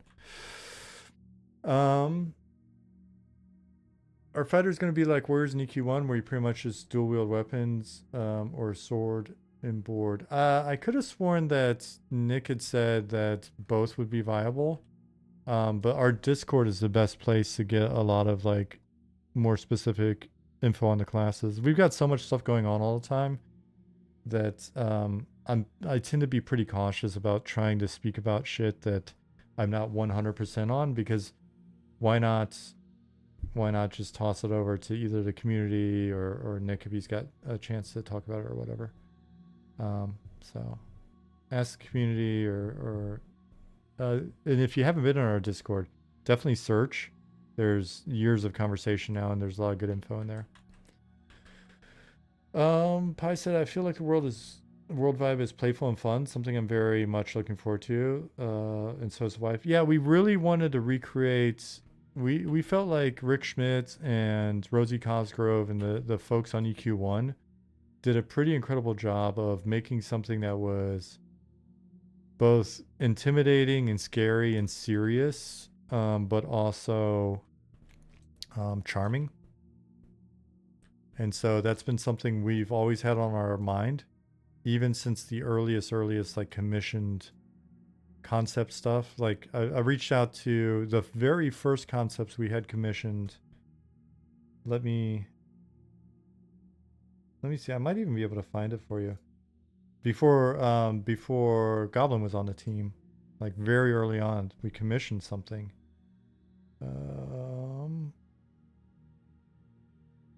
Pictures. Project Nostalgia. I still have that folder name. Artwork, not Marie. Matilda. So, because I worked at a game company in Sweden where the art was very like whimsical and charming and stuff. So I reached out early on to an artist there, a concept artist there, and she had done like, but you could see even then we were looking at like, how do we make it charming, right? Like while still keeping the vibe. And then when Goblin like reached out to us and got on the team, his style, it's just he's got so much like whimsy and charm and stuff in there that it was like, all right, cool, we got this, you know. So then we were able to really use that as the direction and the anchor point for what we're doing. And I think it's just a byproduct of everybody, you know, all the art guys really getting it and doing a great job of like contributing their style and their feel and all that stuff into it, while still like everybody kind of following the same North Star. So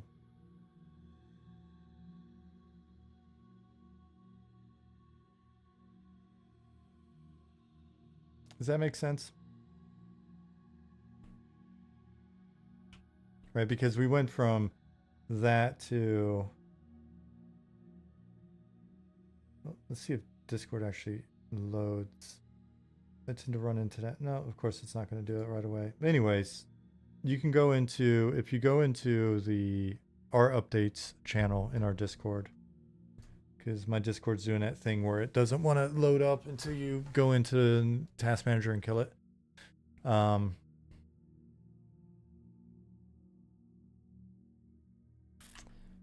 Yeah, you know what? Let me just go ahead and do it. Task Manager, Discord. I get that bug all the time in Task.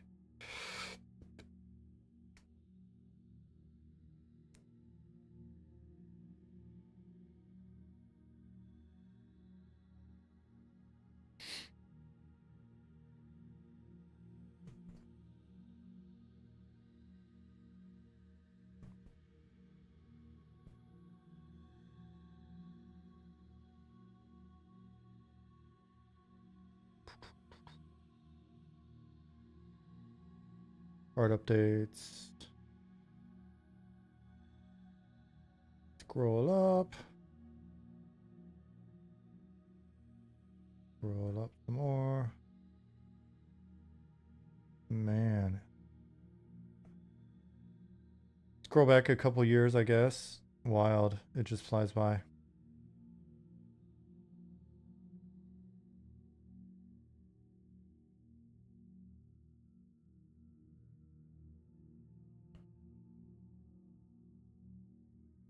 And so you can see, you know, a lot of A lot of distinct character, a lot of very distinct silhouettes and features, and a nice breadth of just kind of like personalities. And that's something that Goblin's been really great about, you know, pushing and championing and stuff.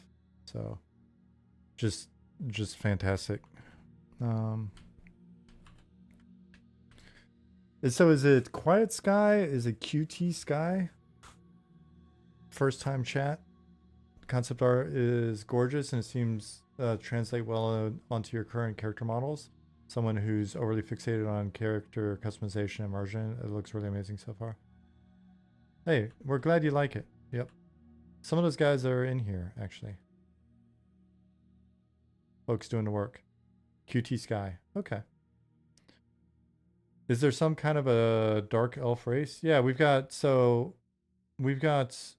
our dark elves, and you can feel free to use the word dark elf or deep elf interchangeably, but we've got essentially sort of an underdark in our world as well. So there's a subterranean connection map along with the above ground connection map that we're working with, and the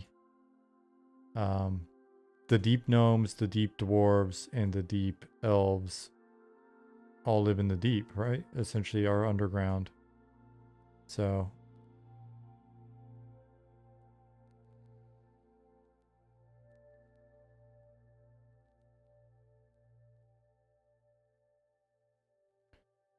Sid6 says Goblin easily the best race. There's a lot of love for goblins.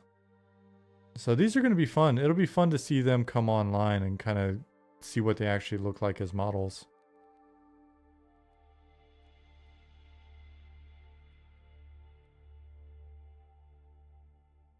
And then I've always considered like a lot of high elf depictions be kind of bland. It would be nice. These guys may actually wind up being even a little bit bigger than they look here. They're going to be pretty imposing.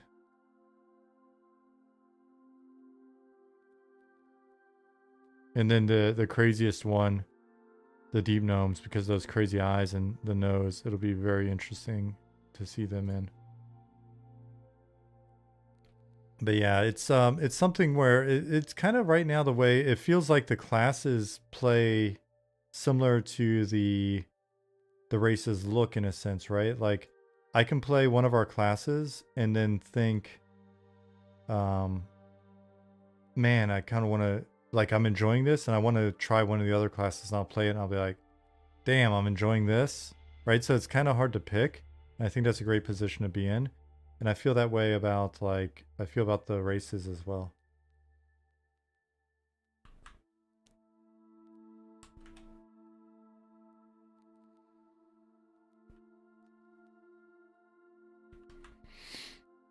The last one on the right is he's a special character. The Mandrake. It's a legendary character. It's a legendary unlock. The Mandrake are the trolls. The trolls are trolls, but the Mandrake's a Mandrake.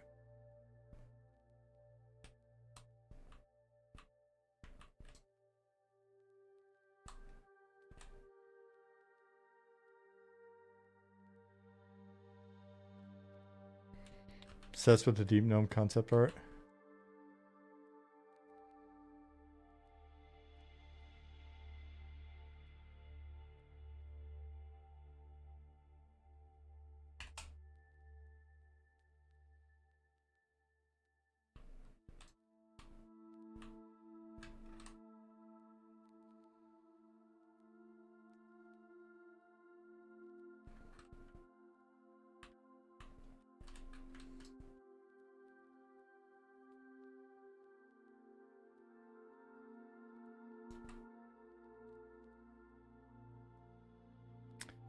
Just got here, missed when you said when the next test is and how it is tomorrow. The chunk, what's going on? Yeah, I'm sorry you missed that. You should go back and check the VOD for that information so you don't miss out tomorrow. Haven't seen all the planned races. Are you guys doing in Lizardman? Visage, yeah, we're definitely doing a lizard man. Hey, what's up, Lich? I saw you come in. I meant to say hi, but I was babbling. Zukin is 100% into lizardmen, and so we will absolutely be doing a lizard man's, and we've got like concepts and agreement and everything for them.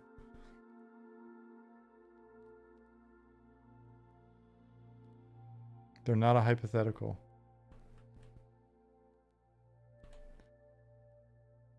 Darius, nothing tomorrow. I was just picking on the chunk.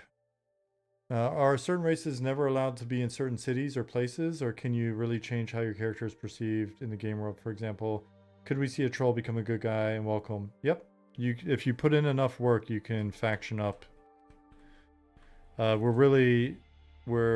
leveraging the whole idea of like factioning up to be able to do different things like that. People really enjoy it. And we're even doing that with religion as well, right? So you pick your initial starting faith. You follow a god or a faith when you create your character, and then when you're in game, you can renounce your faith, and you know there may be some repercussions to that, but you can renounce your faith, and then you can find, because there are gods that aren't available in character create. Gods and faiths that aren't available in character create, and so you can find some other one and basically start to move along that faith progression, right? So like if you look here, we've got the faiths tab will be coming online. You can see I've got a devotion score right now, 0. So devotion is essentially the currency within that, the status, the point scheme within faiths. And yeah, different tiers of faith depending on the amount of devotion that you've accrued, and different sort of benefits to building up that faith. But so it's essentially we'll have a faction system. Well, we have a faction system, and then we have a faith system that, or a devotion system that's the same thing, only a little different as well. So that way, when you grind up, because it's cool to be able to grind up and like be portrayed as a good guy within the game's faction system, but wouldn't it be even cooler to be like a troll who's like not just seen as a good guy by this faction, this city, but also like become a follower as part of that, become a follower of a good god or a faith, and you know, just kind of take it all the way.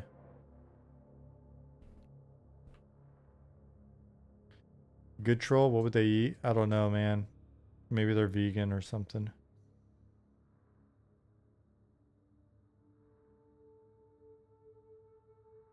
They kind of have that German vegan body type. No?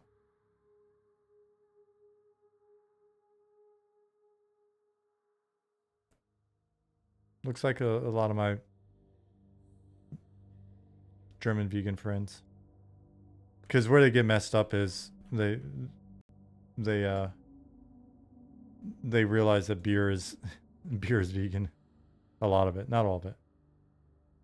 And if you are a vegan and you're offended by what I'm joking about right now, I apologize. To no one. To no one.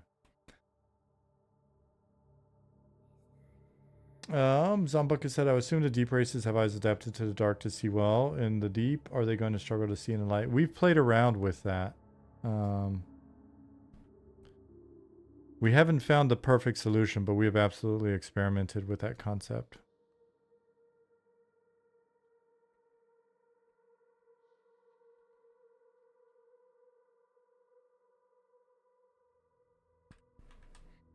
Inuruk loving druid. Well, you can be an evil druid in our game even without converting.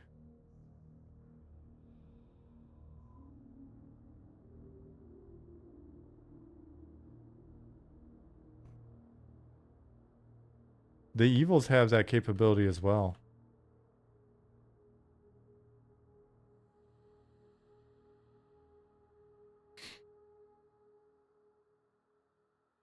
And the deep elves, or sorry, the deep gnomes, they're kind of underground fungal druids.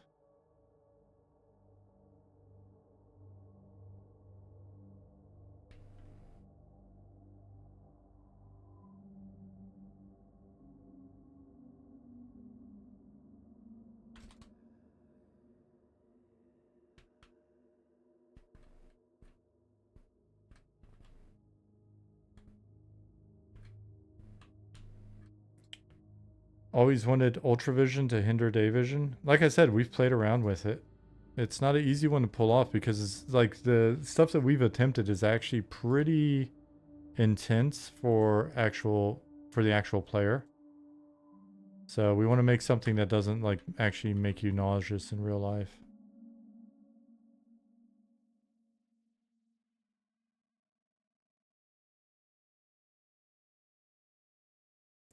Will wizards receive testicular torsion as an interrupt spell? Senior Angus asked.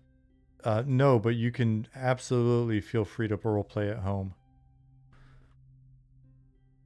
You can... How you roleplay at home is your own business.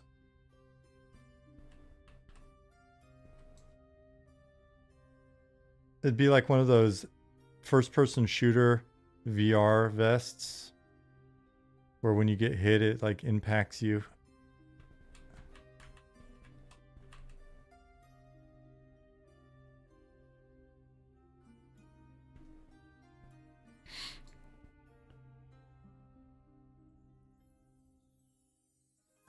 Will race class combos have abilities like in D&D, like unique to that race class combo?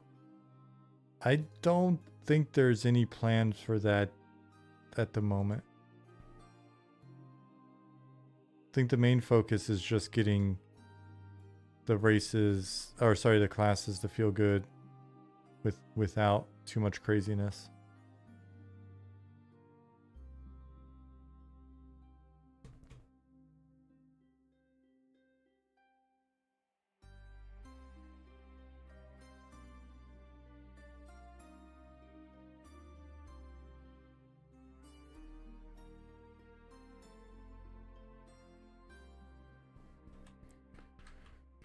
You misspoke. Okay. So like essentially what I was describing earlier is hey stab face. Stab face? Stab face. However I'm supposed to say it. Hello. So like I was saying before, we can easily come in here and like for this, if we wanted to just see what it looked like to have like a giant pirate, could go giant. I have a giant raider here. And then it's as easy as just reloading the zones data, and then we should be able to say, have you guys been able to figure out the pathing when you jump off a big ledge, etc.?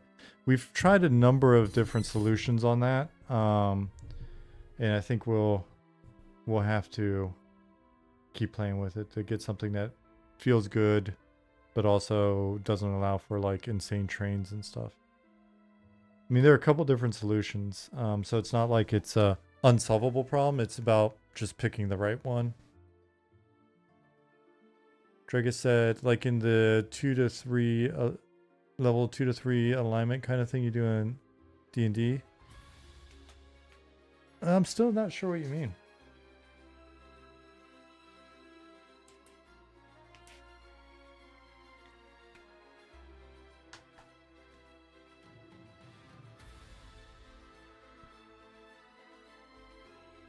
All right, so now we got all our placeholders, our little placeholder dudes.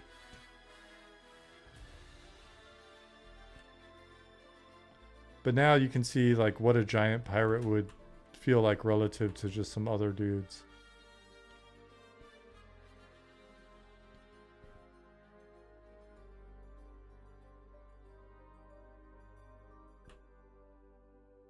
And then we can look, and maybe the pirates, maybe the giant pirates are a bit smaller than their counterparts that you see up on shore. We'll have to play around with it and see how we feel.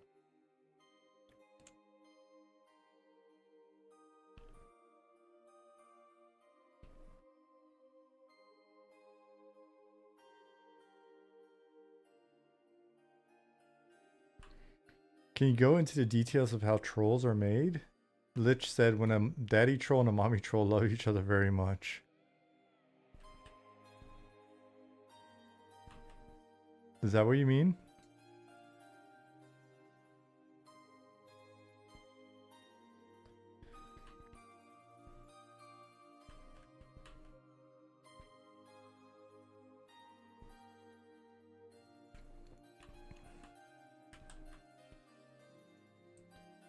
And we'll just zero this back out to placeholder for now. You've heard rumors of trolls being oozed out by giant jungle slugs. That is not how they are made. Here. Have you guys not seen this? Let's go.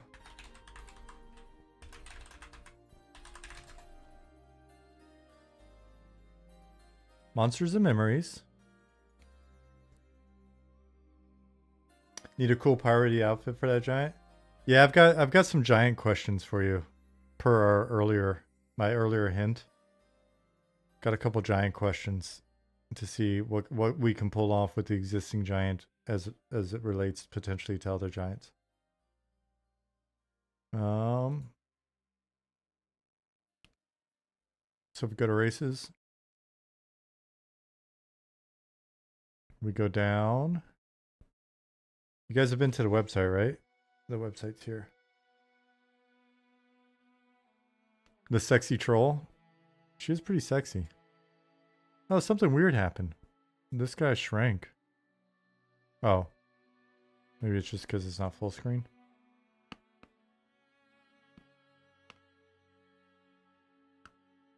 The trolley is kind of a baddie, not gonna lie. She's thick. I guess I was hoping they'd be made of stone or something. They have a cool backstory, though. I don't know that giants can use player gear. They can? I thought so too, but then I thought I tried it and it didn't work, Zukin.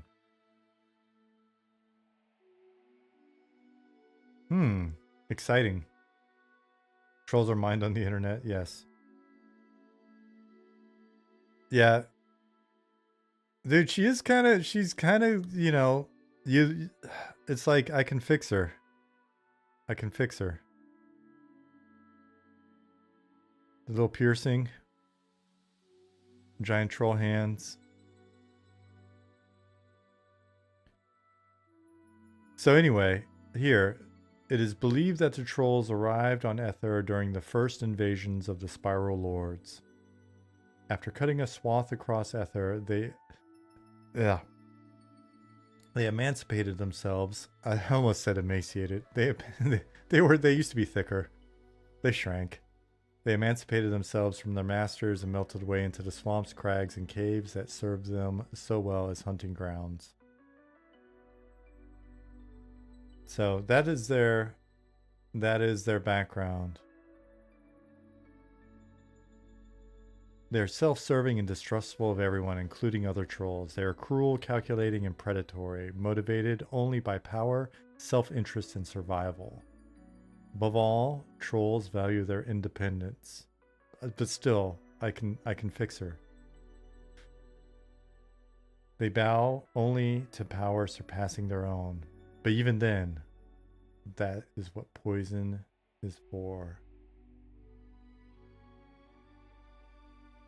You guys down bad for a troll bog witch? For sure. The bog witch is just the best. Who are the Spiral Lords? You will learn. The Spiral Lords they're scary. Even evil gods don't like messing with Spiral Lords.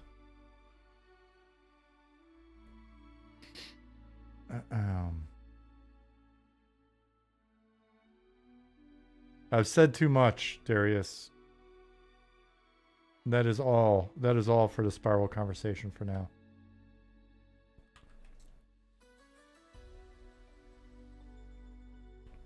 Not to be confused with Time Lords.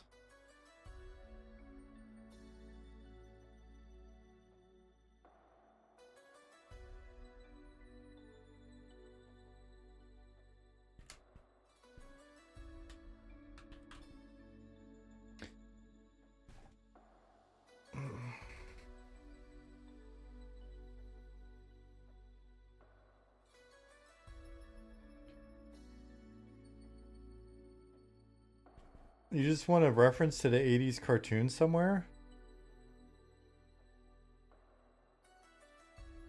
Which cartoon?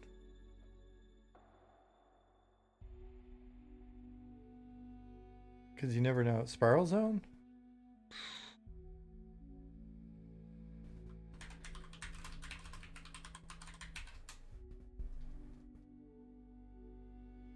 Man, why were 80s and 90s cartoons so good? Oh, I remember this. Because I remember that bad guy.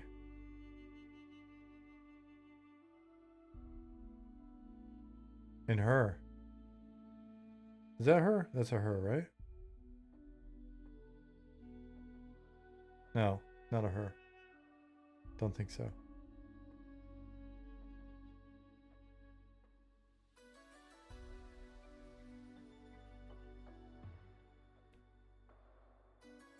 Dude, what a great name. Looking for Dirk Courage? He's dead. Dirk Courage.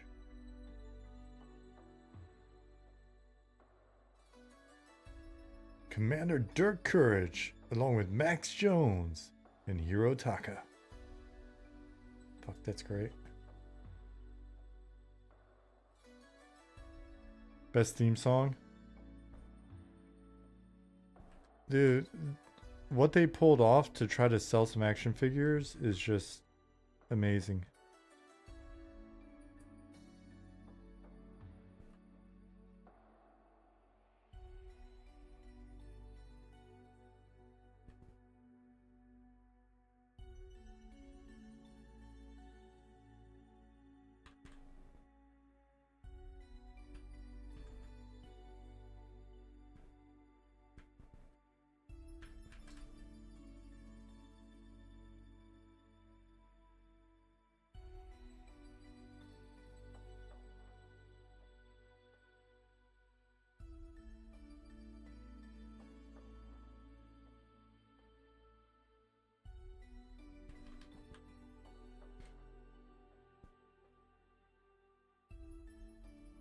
Veil of Centaur is the song, my favorite. Robert's a Wizard. Amtha, you like it. Those of you that aren't following the music, the playlist right there has got all of our soundtrack to date on it.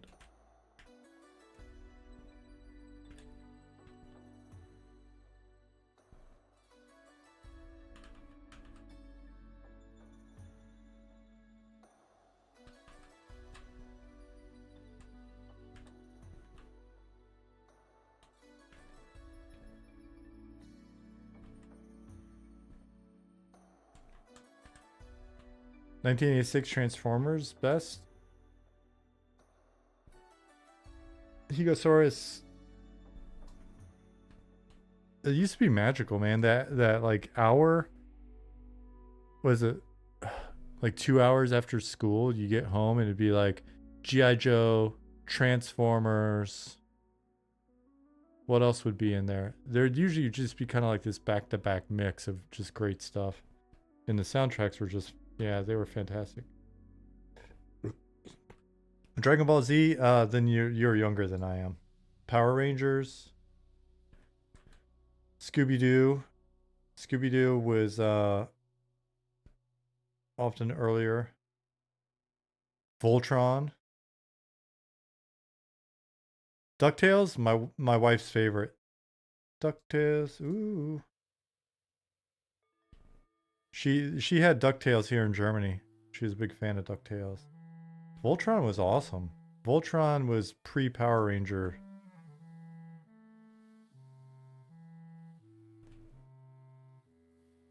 Keep said gargoyles in the morning before school is the best. Yes.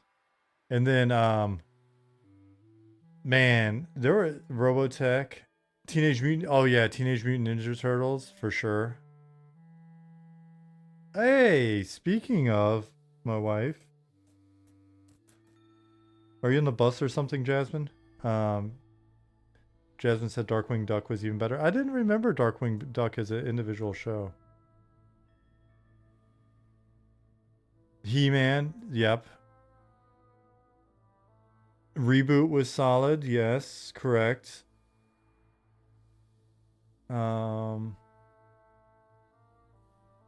Skeezy, I'm gonna have to go back and like look up some Robotech. It's been a while. I'm trying to remember Robotech as a show.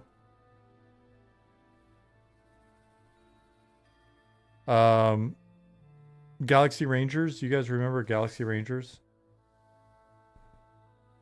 I remember Count Duckula. Was that a show as well, or was Jasmine? Was that just on DuckTales? Thundercats, Ho, yes. Then all of the Transformer variation, Beast Wars, Rescue Rangers, dope. Reboot was really kind of cool because it was like, wasn't that like the first 3D? Silverhawks was awesome. Yes, Zukin. What was it? With the crazy ships? It was its own show, really, babe. You have to tell me all about it when you get home. Original Dragon Ball was great. So you guys, you got to understand, I never really watched Dragon Ball. I'm a little too old for it. Like, I guess I should probably go back and watch it at some point. Reboot was 3D. It was pretty wild. It was the future, if I'm not mistaken. Gummy Bears was solid. What was the Star Rangers anime show? Star Blazers. I once skipped school when I was in like 2nd or 3rd grade. I once skipped school. This was a show, right? I think I skipped school all week, pretended to be sick all week to watch Star Blazers.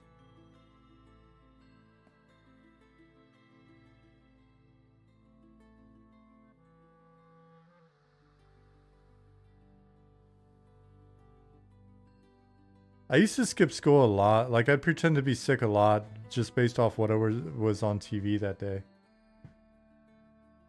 Captain Planet. Hey, babe. Yeah, we did have Captain Planet. What is this? It's. I thought it was a snack. I got excited. Thought it was candy. Reboot made me feel sad when I beat a game when I was a kid, thinking all the havoc I was causing to the people in the computer. That's funny, Pattis.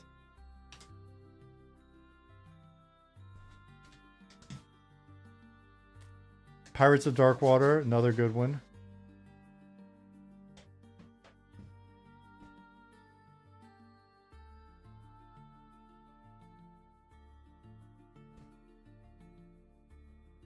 You're going to pretend to be sick from work first week of M&M?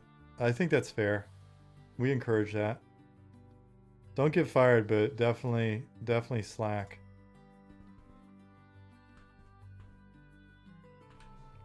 We'll try to be as accurate with our schedule as possible so that you guys know we can properly time your sick days.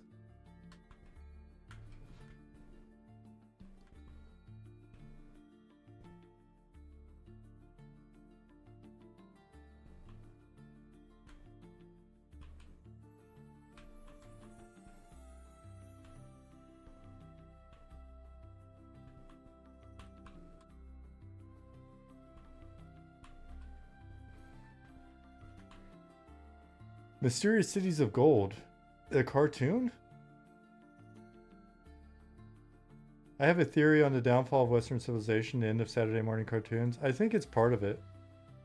It's definitely part of it. I would add that to the mix.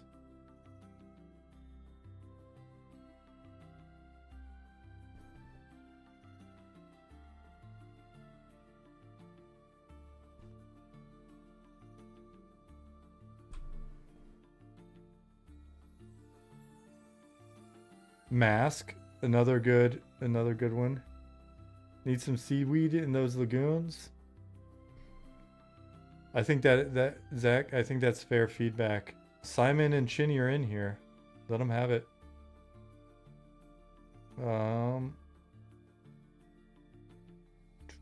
What was I looking up? I was looking up one of the shows. Pirates of Dark Water. Pirates.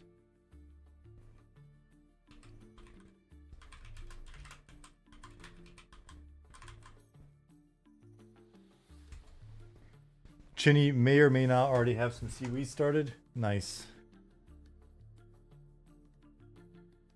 Genesis game.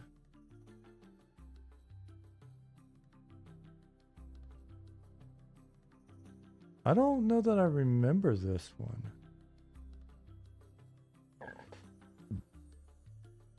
Some cool character designs.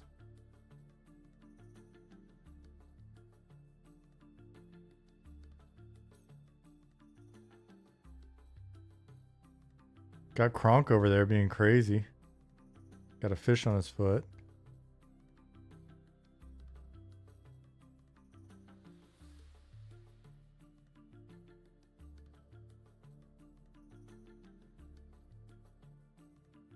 Got Niddler. Tula Rin. Jenna. She's got a metal leg.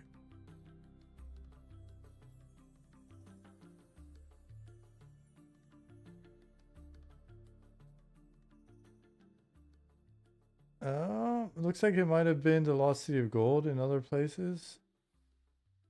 Let's see. Oh wow, that looks kind of cool. When I was a little kid, we had Bina Maya, Maya the Bee, I guess, in English. We had Bina Maya. We had oh man, look at that! Look how dope that little like galaxy was. Oh man, this is pretty. Have weird shows in Australia. Like being a little kid in Germany, we had some weird shows as well. Dude, Fraggle Rock was the best.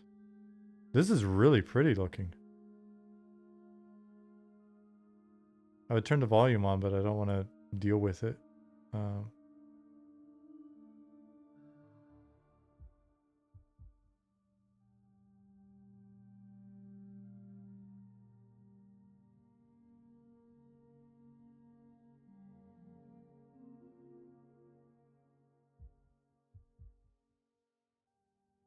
They also have some strange adult shows in Germany, so I hear. Yeah.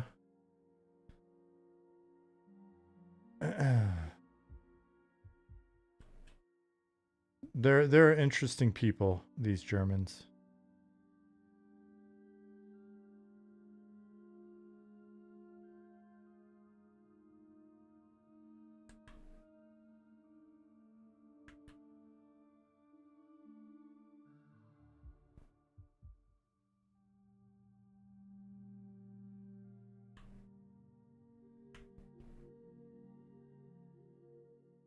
Childhood German memories of cartoons in Germany was Gumby and Mr. Magoo. Unchained, were you on like a military base? Did you have AFN? Silver spoons. Hey, Aaron Gunn. Armed Forces Network.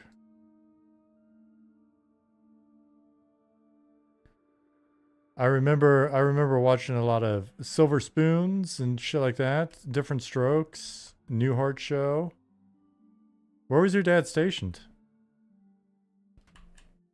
That's all nostalgic. I also remember that if you're ever driving your tank or your, what was it, 113 or something like that, armored vehicle down the streets of Germany, be sure always to pull your antenna in. Pulling your antenna in will keep you from having your antenna hit a power line and kill everybody in your armored vehicle. I learned that at the age of, I think, 6 or 7, and it's stuck with me ever since. That was one of the regular commercials that was on AFN.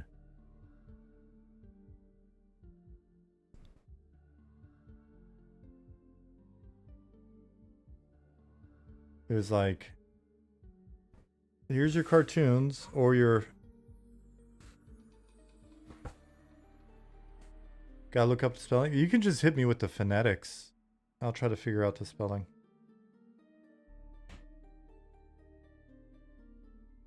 Moomins. I don't remember no Moomins.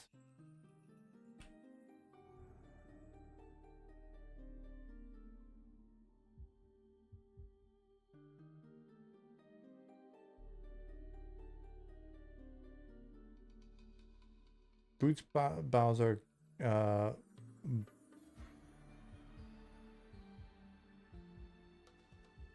Gauhausen?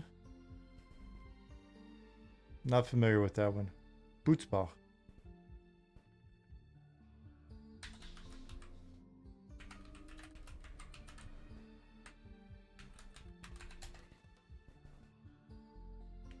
Butzbach. Butzbach. Butzbach. That's a pretty place. Sounds tiny. So just imagine the impact a military base near there would make. Soldiers probably had a blast. Very pretty though. Like you get spoiled over here when you can go, like most of this cool shit's down south though, like south of here. But like going down to these areas where stuff just looks like this, it didn't get all blown up in the war.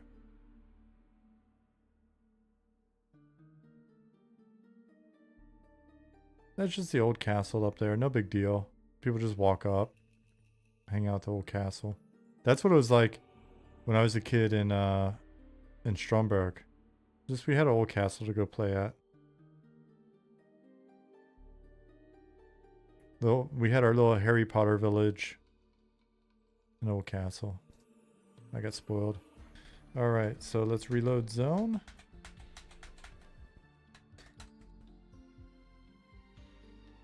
Wolfenstein siege worthy? Yes.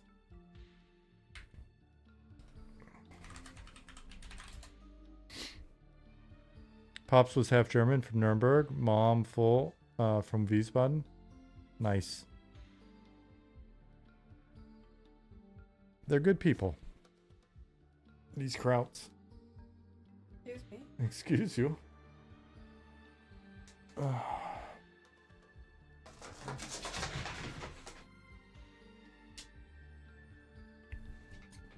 Oh no, his mom got you all crazy, buddy.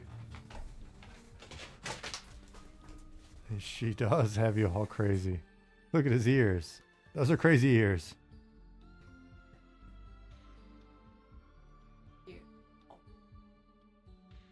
He smells like wood smoke. Must be cold out there. And he's gone.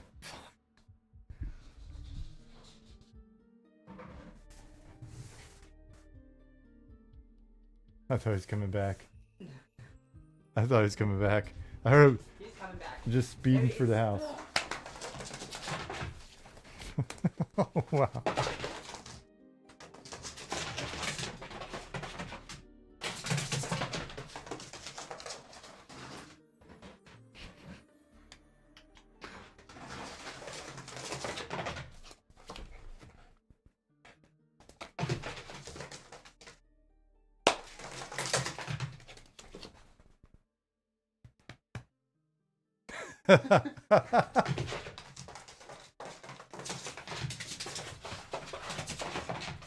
Sorry, guys. We get the zoomies.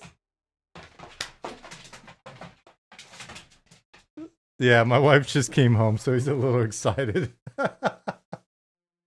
Which god is he today? Definitely not one of the ones on the list. Oh, man. Yeah, he's pretty excited about the arrival of Mom.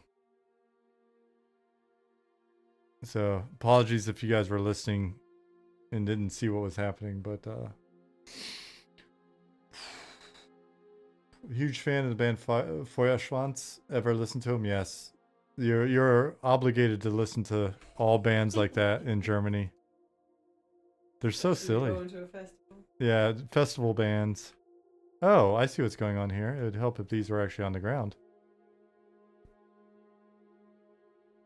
So.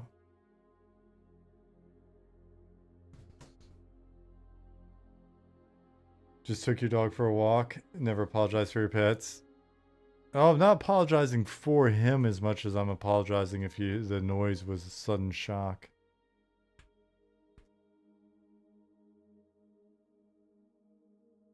Cool, I think I'll get with the guys and we'll probably toss some different tents and stuff in here, and that way we can start to break it up into some smaller camps, but it's coming along nicely. Let me see. Cool. Just taking my time over here. There's a bunch of other islands to populate, but some of them I'm going to populate off stream, so you won't necessarily know what's happening until you get there.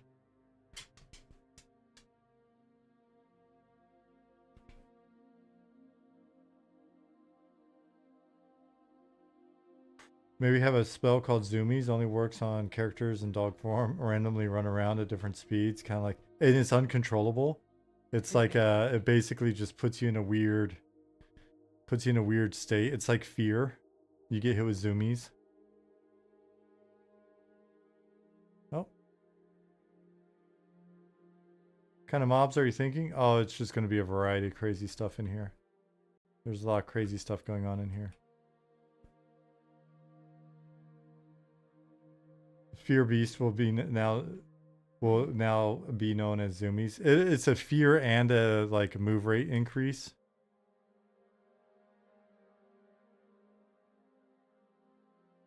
Oh, cool. We do have some camps over here. You need Ainsley Harriet cooking jerk chicken somewhere in this map. You got to remind me.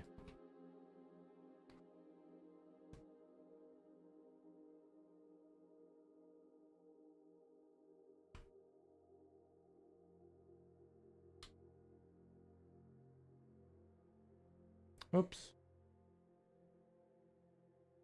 Whoops. There we go.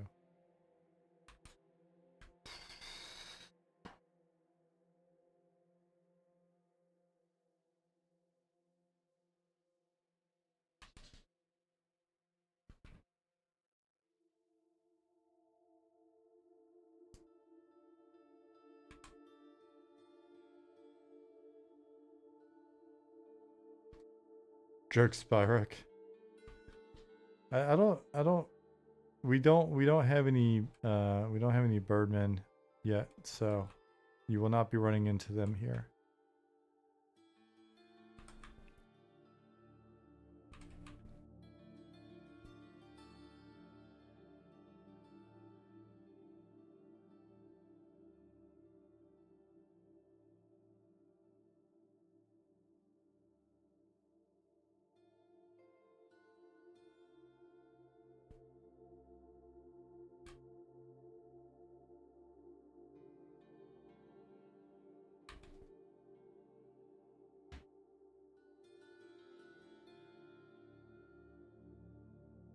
Oh man, are any of our guys streaming today?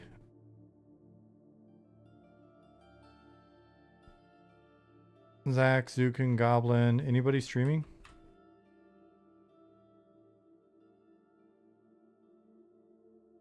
Zach's on? Okay.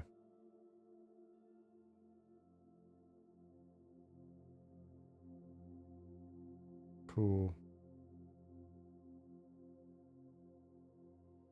So tell you what, Jasmine's home. I'm tired. We're at a decent enough stopping point here. What I'm going to do is I'm going to say goodbye to you for today, and I will see everybody on Wednesday, but we'll raid Zach and keep the flow going. So we'll go over to ZBrush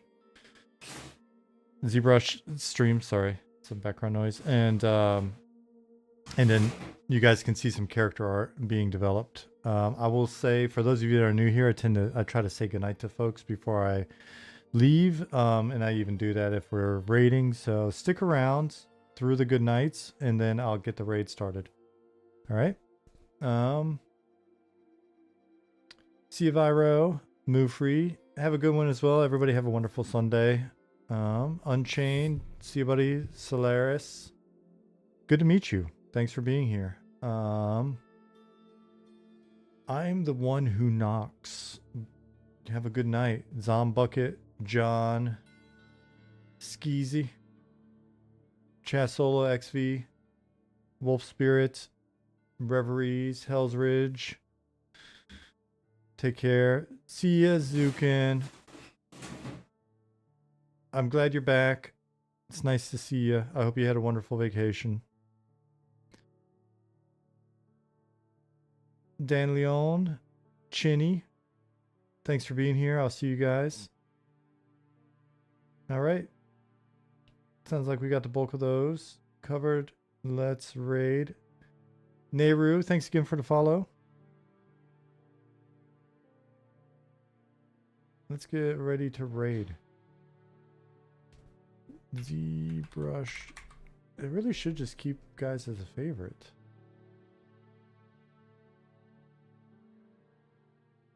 Let's start the raid. Oh, he's doing some nice M&M armor too. That's gonna be fun.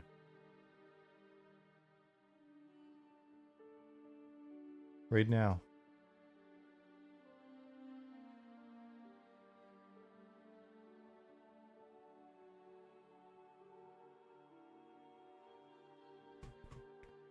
All right, see you guys.